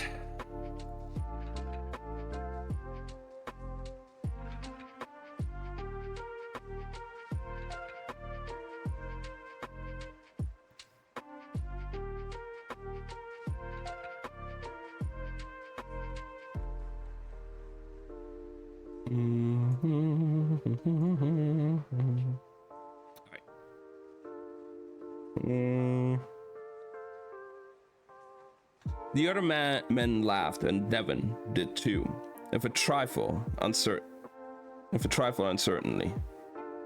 She was a grown woman now and could take a joke. If you get her number, then DM me. I'll think about it. A slender, gray-haired aunt came forward and offered Devon a handshake. So wonderful to meet you, my lovely. I'm Luton's sister, Gailey, and I'm here at your disposal. Thank you. It's very kind. Devon grasped her hand, trying not to let her shock show. She was so used to older women avoiding her in Fairweather Manor. Were the Winterfields just friendlier? Or was it that she was a woman now, grown up and getting married, that made her welcome in the world? Both possibilities filled her with warmth. The hours that followed were a whirlwind of activity. The knights disappeared, leaving their dragons loitering forlornly in a cellar somewhere. Uncle Ike and Luton went upstairs with some other men to discuss the damned IVF business. The men were always talking about fertility treatments these days. Mostly whether it would work for book either biology, how to test it, who to test it on, how to acquire equipment. Devon, meanwhile, descended into a riding party, of which she was the beating heart. Gailey stayed at her side, steering her through handshake after kiss after curtsy. They met so many people, she'd lost count by the time they reached the first set of stairs. Fairdray's wedding at Fairweather Manor had been much smaller, but then the Fairweathers had a smaller house with fewer people. The manor was as beautiful inside as it was outside. Oh god. Arrayed in marble and mahogany with an army of cream carpets and thickly upholstered furniture. The Winterfield Library's favorite modern hardbacks, mostly literary and contemporary fiction in a variety of languages. They passed shelf after shelf of intriguing novels, wafting the scent of glossy coating and crisp white pages.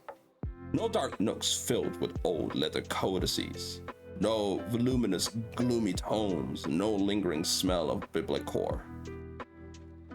When Devon paused in front of a shelf, Gailey murmured that would be time for eating in a moment, and pushed her, still in her tightly laced dress and pinned up hair, toward the Winterfield banquet hall.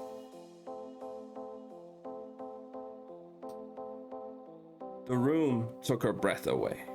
4 vast mahogany tables were arranged in a square, each one piled high with books. Old tomes, crisp new novels, and thick codices were arranged artfully on stands and stacked into little towers. A quartet of young men played music of an orchestral variety Devon had never heard before. Her ears rang with delightful noise, and she inhaled the instrumental scent of archaic wood and slightly worn brass. In the center of the room, So big it leaned over every of the table, stood an artistic representation of the tree of knowledge. Metal and glass fused into a semblance of bark to form a glossy, solid trunk. Branches spread high above the tables, far taller than her and touching the ceiling. Instead of leaves, it sported clusters of printed pages shaped carefully into origami apples. The sheer amount of effort gone into its construction was stunning.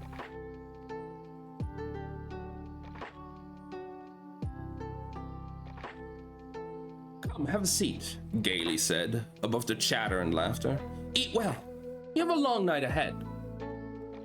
Devon barely heard. She was too busy breathing in the glittering lights and spice-laden scents, her head full of music and her body thrumming with adrenaline. But she let the older woman steer her to her seat, fumbling for a chair with eyes still wide. The Winterfields liked their meals, styled into fall human food. Roast meat made of sculpted paper. Pages dyed in a multitude of colors and shaped into delicate fake fruit. A new way of eating, at least to her. She thought about plucking an apple off the tree, but didn't have the courage. Alcohol was everywhere. Devon had never tried alcohol before. In her family, they only drank ink tea or water. She almost choked on the wine with her first mouthful. It wasn't good exactly, and didn't have the heaviness of ink tea, but it was very drinkable. She sipped again, and the third time. It tasted, she thought, like a well-crafted romance novel. Complex, sweet, and a little stinging. My God, I'd forgotten how fun a good wedding can be. Devon swiveled to her left to see Fairdray's beaming face. At some point between people coming and going and a heady mix of books, wine, and music, the other woman had taken the next seat along. Fairdray had left Fairweather Manor only a couple years ago, and yet it seemed a lifetime since they'd seen each other. Hi, Devon said, and then kicked herself mentally for sounding like a little girl. She tried to summon something intelligent to say, brain traitorously going blank. So, you're very tipsy, I should think. Fairdray's fluttered eyelashes that were lumpy with too thick mascara. It's good to be tipsy at your own wedding. I was for both of mine. She put a hand on Devon's skirt-draped thigh. The long chipped nails were overpainted, color smeared out the cuticles. Right, Devon blushed. I mean, thanks.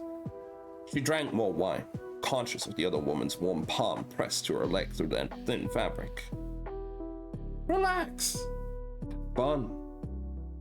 Fairdray brushed a friendly kiss across Devon's cheek. Look at you going all red.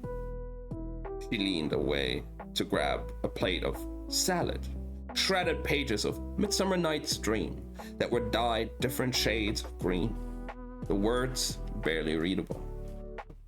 Despite the other woman having lived in Fairweather Estate, Devon barely knew her. The aunts had kept Fairdray secluded in the north wing of the manor, and the baby seemed to take up such an inordinate amount of Fairdray's time.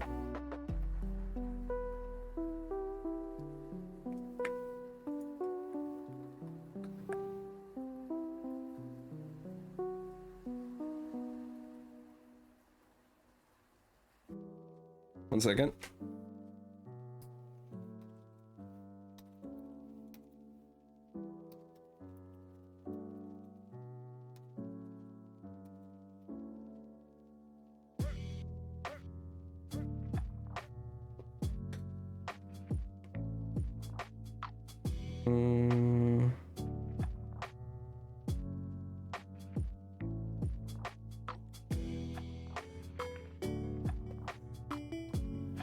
Besides, Devon didn't have the faintest idea how to make conversation with another woman.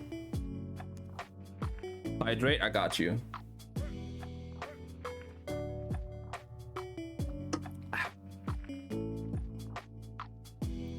She still didn't know, even now.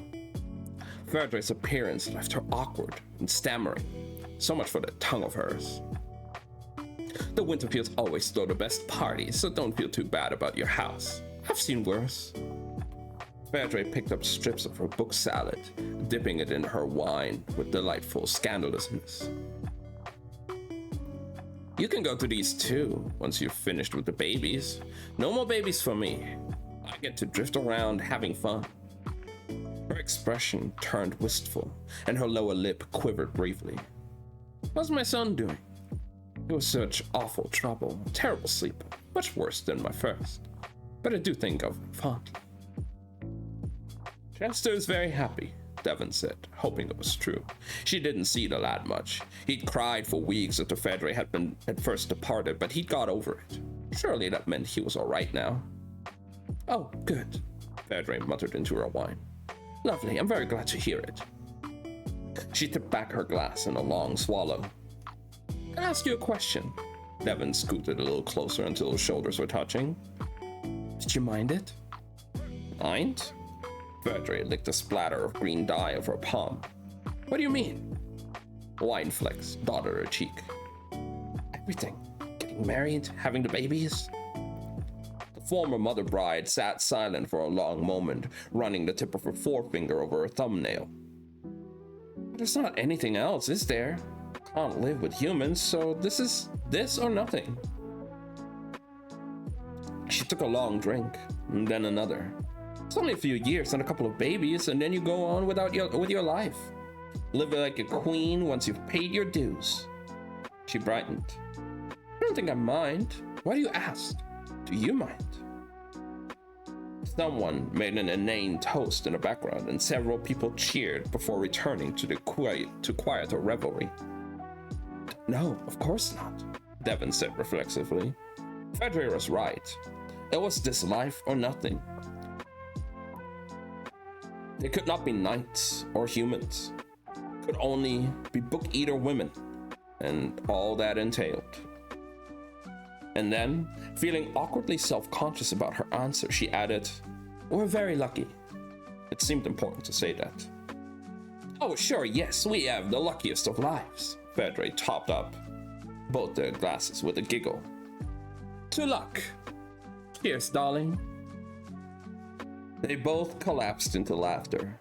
Devon tried to remember what was so funny and decided it was the wine itself. God, I'm going to miss these parties, Verdre said, in between bouts of giggling. Won't be many more, you know. They say there's only 6 brides left in the whole of Britain. Huh. The drink must have been clouding their conversation. Devon felt like she was missing a piece of something important. Yourself, Verdre said, swirling her glass. We're rare and getting rarer, don't you know that? Sure, everyone knows that. Devon didn't know that.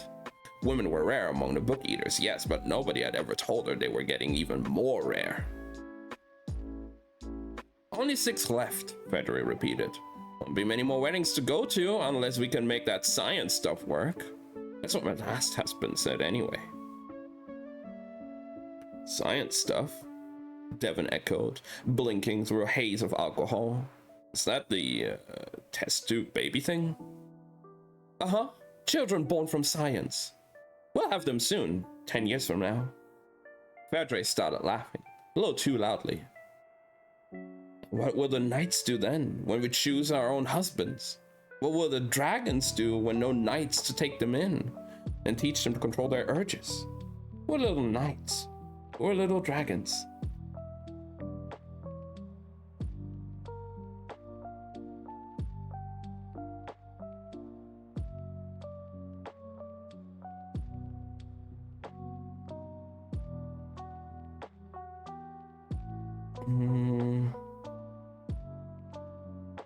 Several people were glancing their way, and a few of the knights were staring at Verdre very hard.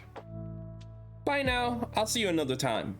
Verdre winked, blew a kiss, and then slumped over the table with head in hands.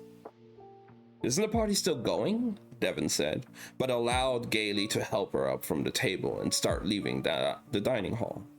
Won't there be a ceremony? She remembered that in Fairweather Manor, Fairdray had undergone an exchange of contractual marriage vows while they'd all stood in respectful silence. "That's not the Winterfield custom, my lovely," Gaily said. They slipped unheralded from the dining hall and set foot in the flight of stairs. "We enjoy a good party, but not stand on ceremony." "Where are we going?" Devon leaned hard on the handrail, head spinning with drink. "Only a little farther, just down this hall. Mind your step on the threshold." "My, you've had a bit of drink, haven't you? I suppose you're not used to it." "Well, here we are." Gaily drew them to a pair of doors, the wood elegantly painted. "You have a good evening, my lovely. I'll come and see you in the morning." A small suite of rooms spread out before Devon, comprised of soft blue walls with delicate floral paper. A bedroom with adjoining four-piece bathroom stood to her left, and a large L-shaped living area curved away to her right. Luton Winterfield sat on the couch with a bottle of brandy and 2 glasses on the table in front of him. A tray filled with folded origami pieces sat next to it. He looked at her up and down as she stood in the doorway, a man at least twice her age and old enough to be her father. "Yields at your height? Really?" He shook his head, pouring brandy into 2 glasses. "Sit down and don't flinch, darling. I was only teasing." Devon debated the taking of her heels. Couldn't think of a way to do so gracefully. She wobbled over next to it and sat with stiff formality. The origami pieces on closer inspection were actually pages from books, each one folded into an intricate little swan. "Relax," he said, handing her a drink. "It'll be fun." He was smiling, so she must have been doing all right. Devon took the drink and picked up a paper swan. Her tongue tingled from the first bite, starbursts cascading across her vision. "Behold, you are beautiful, my love. Behold, you are beautiful. Your eyes are doves." She would have slumped back if not for Luton offering a steadying hand. "Is that Song of Solomon?" "The Bible, but never as she'd eaten it before. Words have an effect on us, and so do certain chemical substances." His smile turned slow and ferocious. Lace a printed page with a little bit of the right stuff, and you get quite the combination of experiences. The room was pushing past her. "I feel like I'm flying.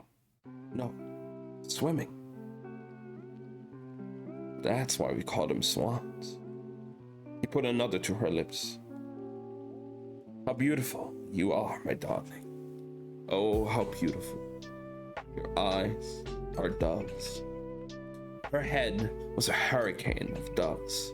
Luton made pleasant, if inane conversation, and she did her best to keep up, answering his biting jokes with her own banter despite the whirlwind inside her mind. "That tongue of yours," he said at one point, though she couldn't recall what she'd said. "Your uncle warned me." "Rude." She stuck her tongue out, like she had as a child, and he nipped it with his own teeth. Devon flushed. A few clumsy kisses later, and he started undoing the laces of her old-fashioned bodice before pulling back to reach for the brandy, saying, "I think you need a top-up." By her third drink, she'd also had several cups of wine at supper. Most of her clothes were piled on the floor in a heap, including the problematic heels. He draped an arm across her shoulders. "You look cold." "I'm lucky," she announced. "Also, the princess." Somehow they ended in the bedroom. Alcohol-induced exhaustion clouded her skull.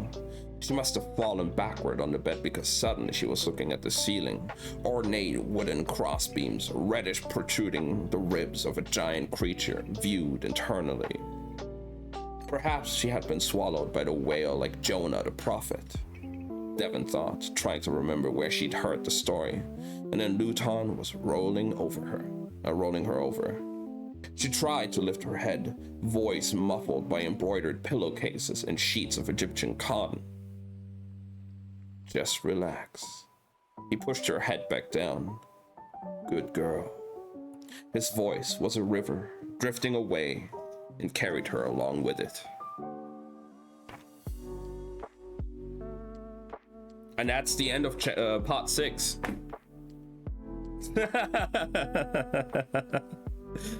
God damn. All right.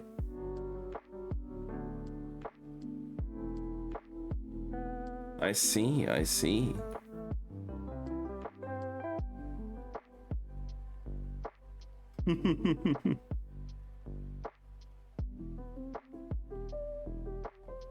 don't trust that. Not to anyone else. It is pretty hot in my room, that's for sure.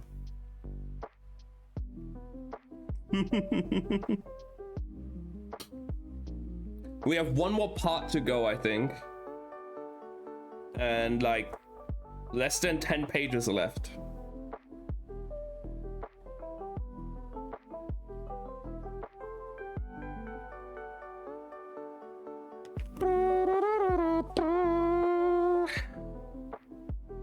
You're there? Nah.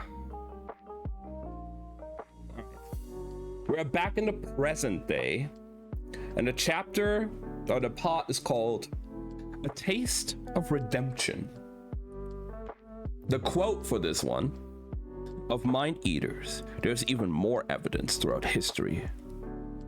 Mesopotamia and Babylonia depict blood-sucking creatures who feast on the young, similar to the Lamantu and Lilitu.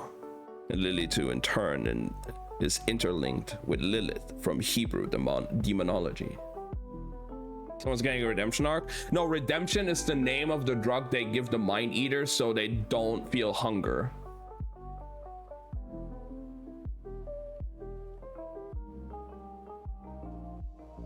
The details and context vary, yet consistent patterns emerge across cultures and time periods to form a single conclusion. We have all of us been prey to those creatures for centuries. Again, from Amaranda Patel, Paper and Flesh, A Secret History. All right. Yeah, we have like 8 pages left for today, guys.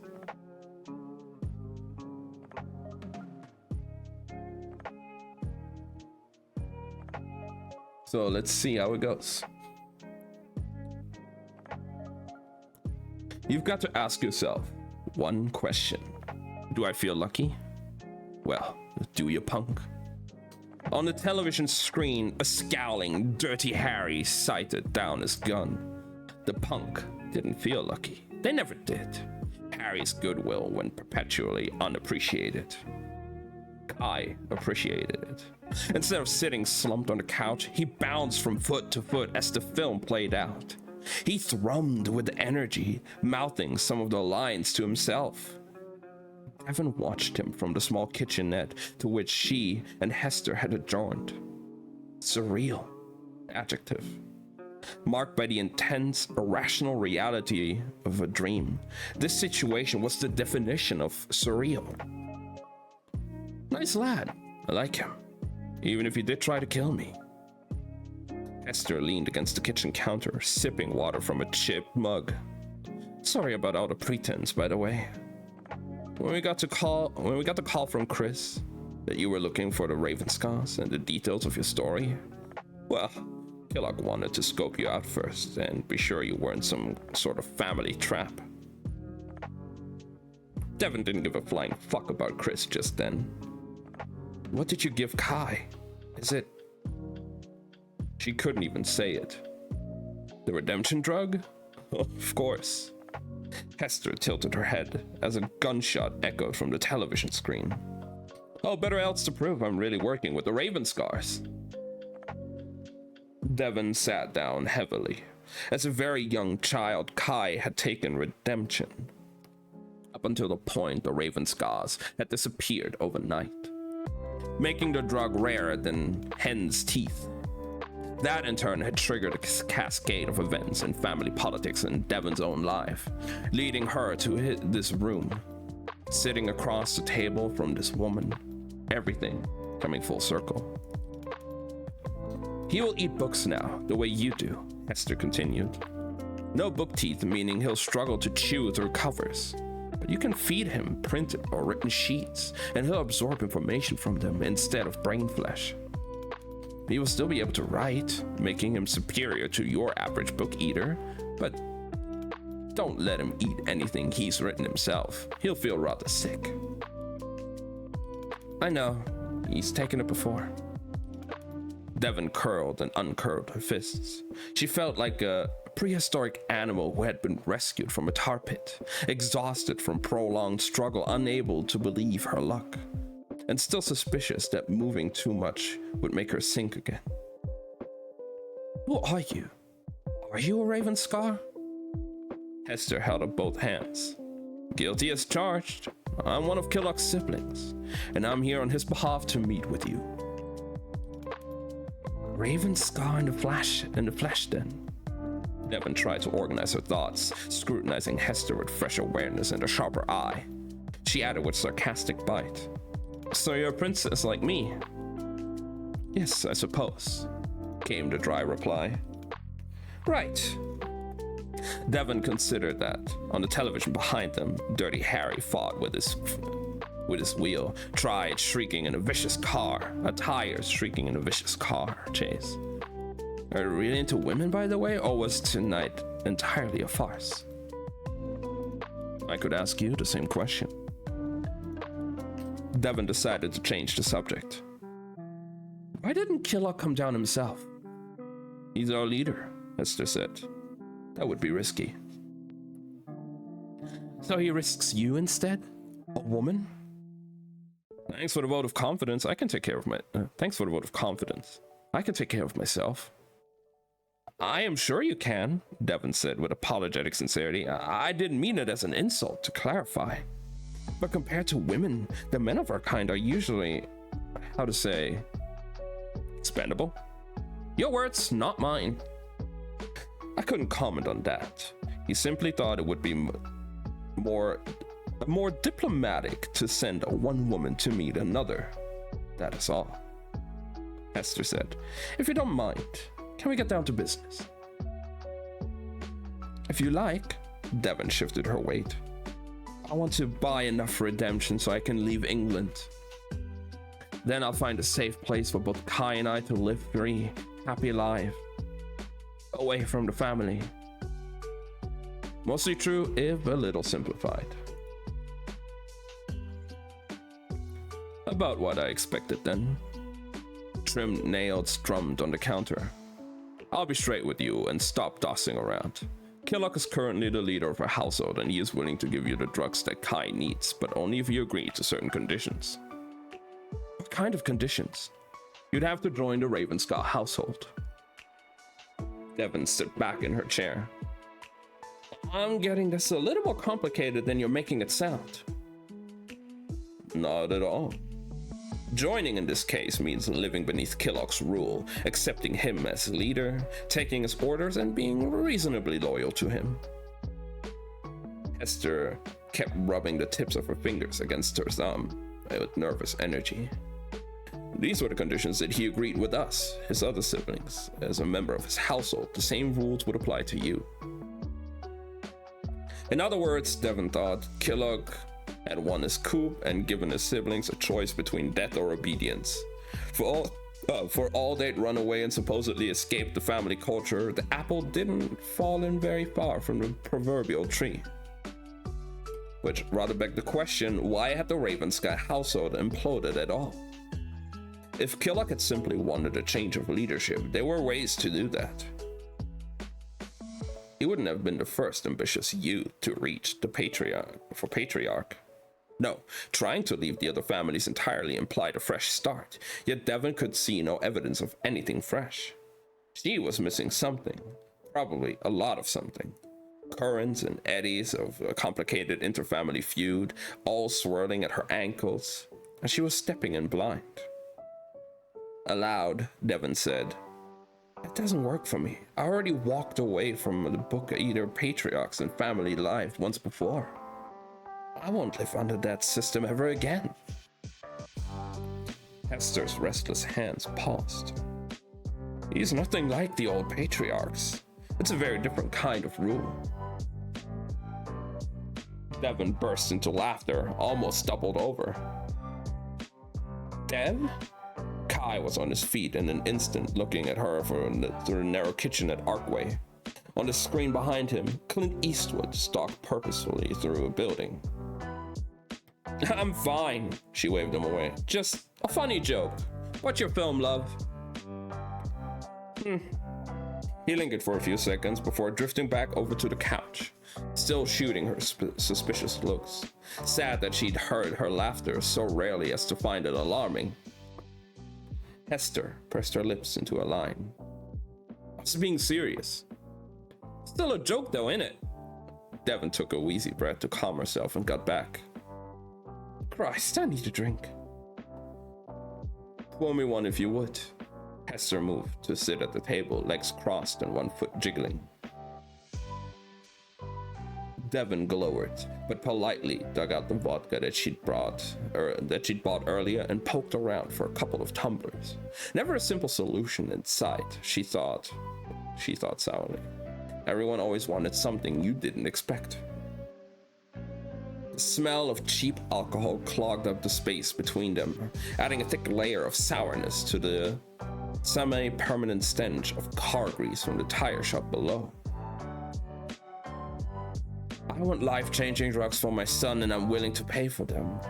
Devon slid across a vodka-filled tumbler. "I don't want to come and live with another lot of people who are essentially the family all over again, much less stick a foot in where it's not wanted with your pseudo-patriarch." "Then I guess we both go away empty-handed." Hester scraped something undesirable off the side of her cup and sipped it carefully. "Personally, I don't see the problem. Is it such a bad offer?" From the living area, Kai was still watching them. No doubt he was inhaling every word as always. "Is family life such a bad life?" Devon shot back, pleased to see the other woman wince. "Wealth, privilege, posh houses, what's not to love, eh?" "It won't be like that." Her expression was complex and unreadable. "It won't be like that. It will never be like what it was." The statement as vague as her intentions. "If you say so." Devon coughed on vodka fumes.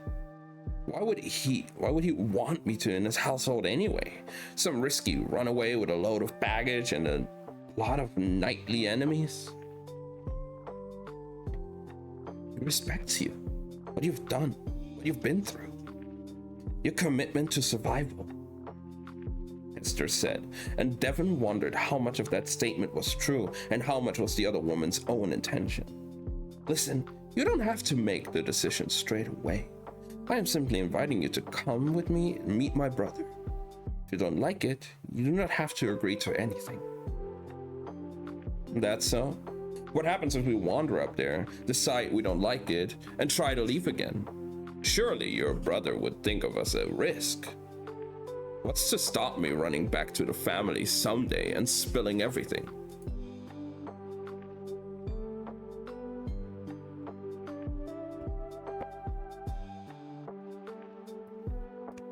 Kai said from his seat on the sofa.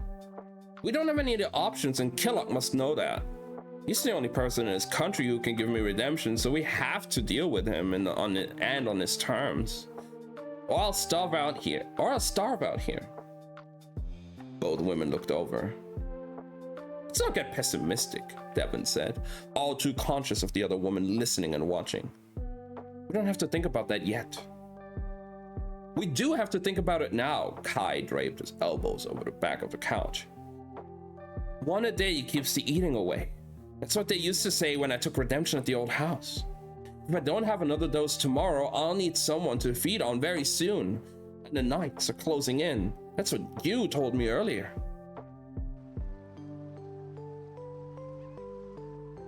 Devon hesitated. He was right, but the problem was that none of this stuff with joining the Ravenscars or getting ensnared in their internal feuds fit in with her carefully laid plans. She couldn't explain that to Kai, though, because she hadn't told him the full story, the full truth of what was going on, for his own protection. She looked back at the other woman. Can you give us a moment? Why not?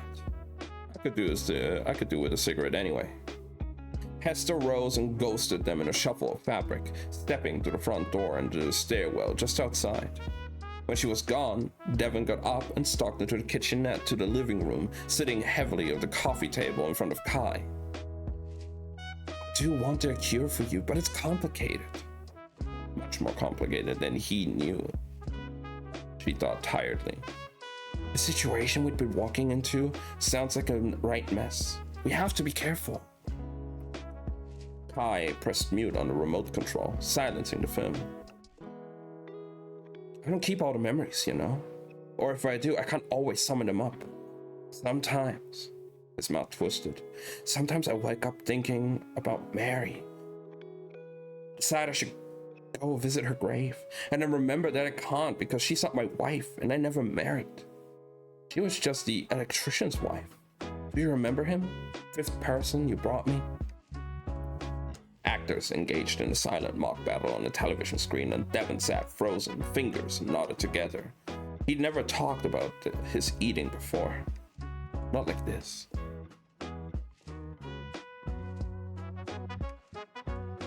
I've been married 15 times and signed 8 divorce papers, Kai said with the unflinching directness of a 5-year-old.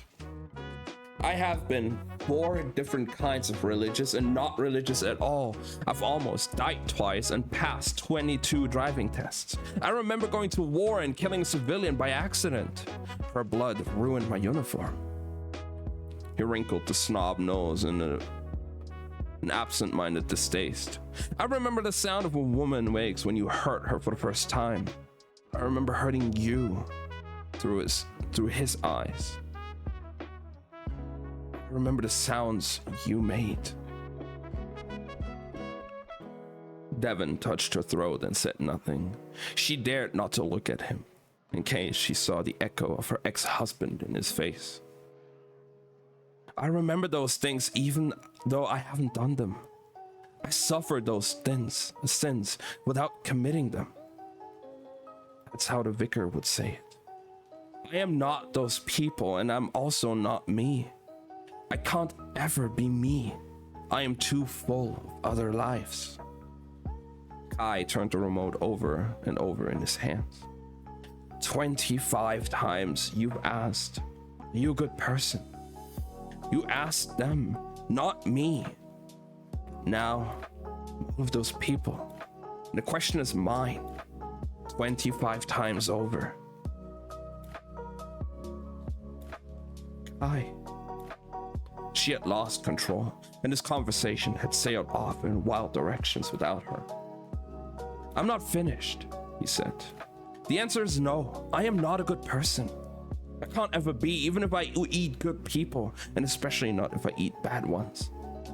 The only thing I am is an actual monster. You won't call me that, but that is what I am.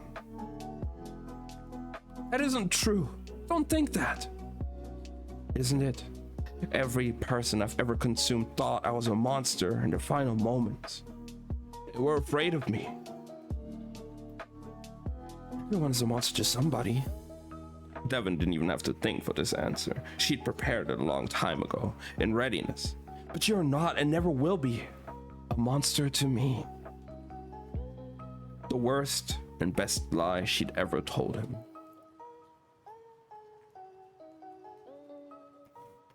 I'm glad, he said, but it doesn't change how I feel. I'm tired, Dev. I want to eat.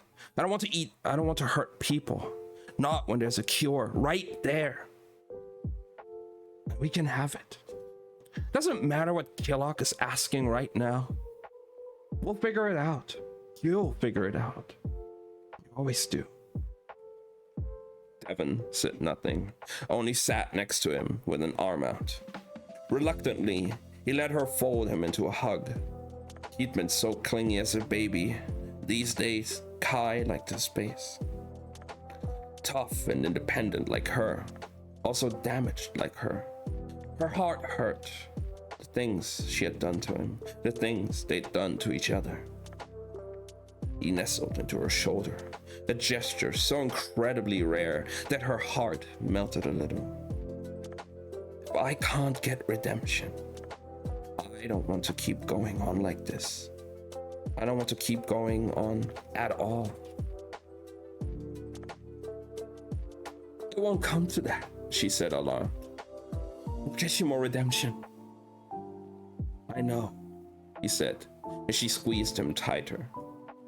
Devon disliked messy confusion, and this was far less in need than her plan of grabbing drugs from the Ravenscars in exchange for cash, and then disappearing to another country. But in the end, did it alter so much? As long as she got where the redemption was kept, there were ways she could make this work, regardless of whatever was going on with Killock Ravenscar or his strange siblings. Someday, very soon, she would have to tell her son the truth about her plans and who she kept contact with, and in turn, the truth about what she had done during the first 8 months of their escape. There was that hole in his memory and the implant scar on his abdomen that she'd so far explained away as a birthmark. Okay. The thought made her slightly sick. So many secrets. Perhaps. Hello? Hester stuck her head through the door, cigarette trapped between her fingers. I'm sorry to interrupt, but I think we're about to have company. And with that, guys, that is the end of Act 1. We are done for today. Wow. Huh. We're about to have company. Is she implying that the knights and the dragons are coming? Maybe. Oh, what if Chris, the informant, ratted them out and now sends the dragons and knights after them? Considering he said something about deals off, keep the cash kind of stuff, you know? Maybe he ratted them out. But we will figure that one out next time.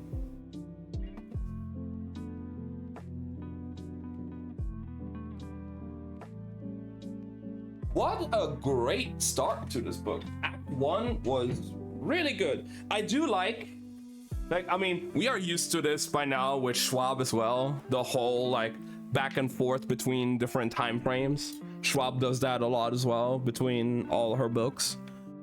But I do like that kind of like concept all the time as well. Like we see how they're currently handling it in the present of like what the situation is and how, but we also simultaneously get like the perspective of how they have come to get into that situation.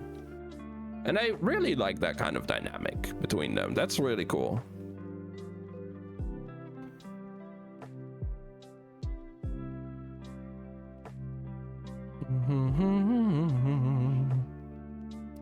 I am very much looking forward to it, continuing with it next week. Damn, 62 pages today though. Holy. What are we doing now? Probably gonna go on Celeste here in a bit. I wanna play more Celeste. It's a very fun game, albeit difficult but fun.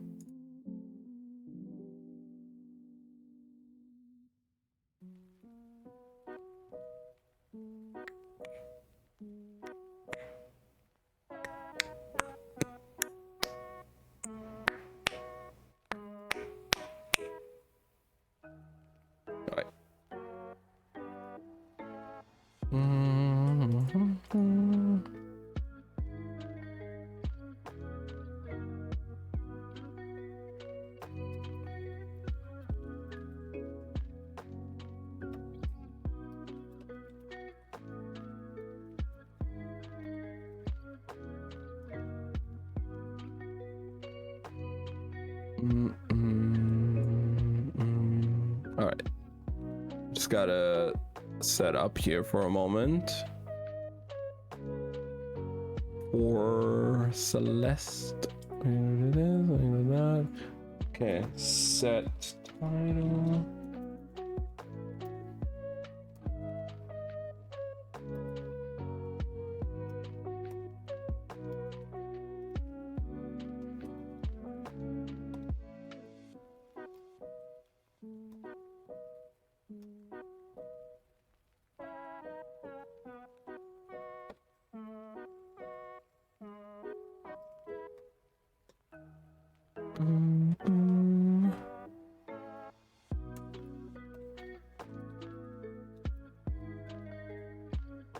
Then he waddled away, waddle, waddle. Welcome back, Ben. All right, I gotta do a few things here real quick.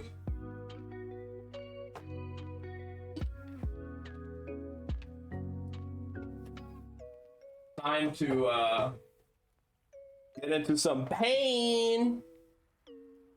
I'm probably gonna die so many freaking times. I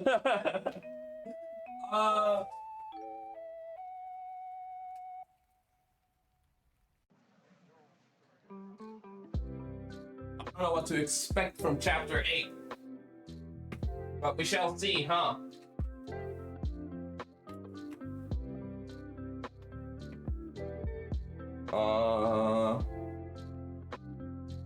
I do think though I'm gonna use this cable today for the controller. So if all things go right, I'll finally be having my wisdom teeth out on Thursday. Nice, finally. So that's gonna call it. I mean, it happens, right? Abby, get the next one, I'm sure.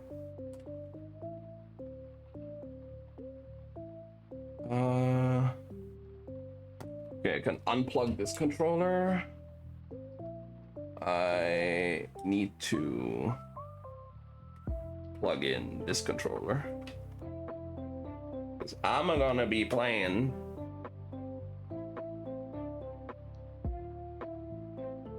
with my old PS4 controller for this one.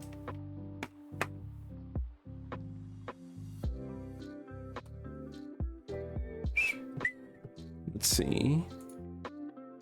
Over here. There we go.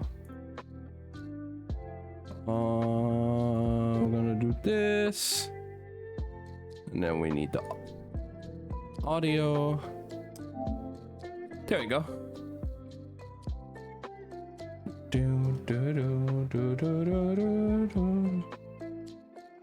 I should have all mine cut out. God damn. Why is the controller not?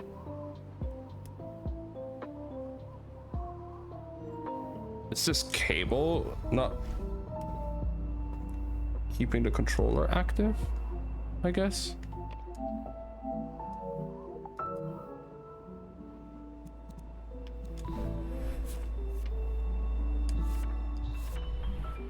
Okay, seems to work now. Well, now, I guess.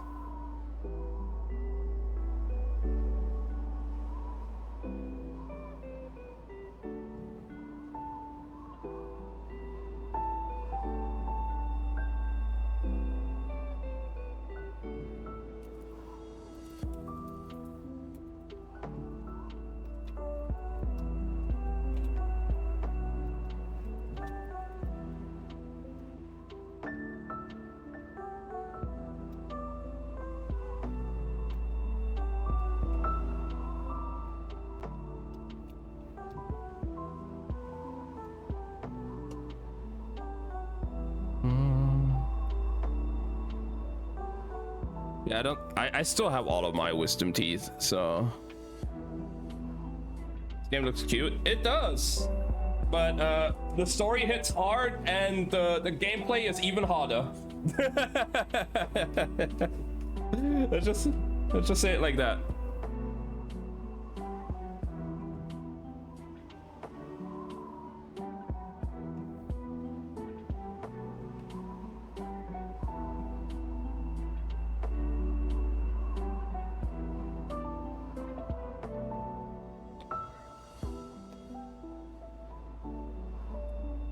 if I use Dia and Walani team with Emily, can I put Dia on Deepwood for more Emily damage? You technically could.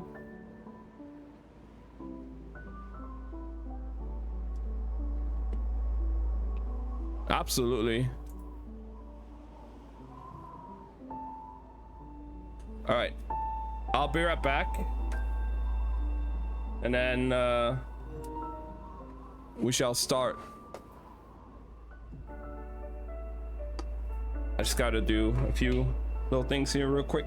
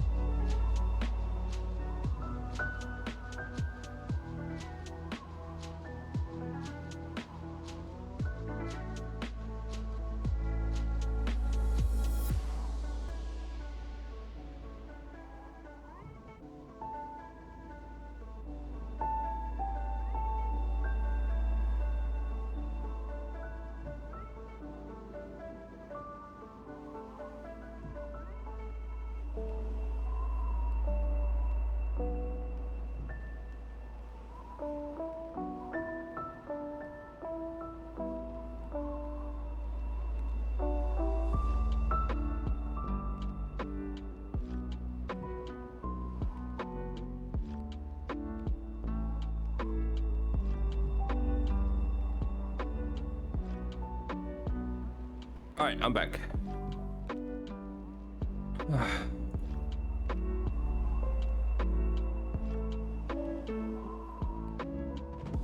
No.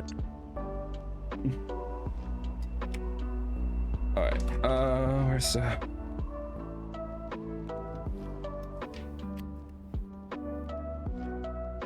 Abby, it doesn't show it here right now, but the game does keep track and a tally of how many times you've died,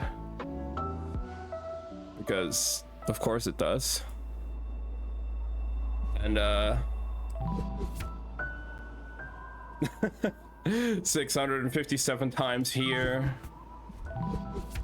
174 times here, 216 times here.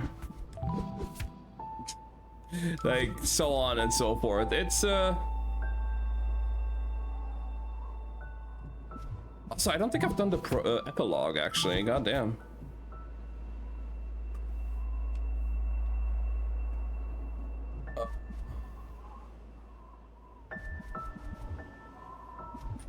Yeah, let's actually do the epilogue first here.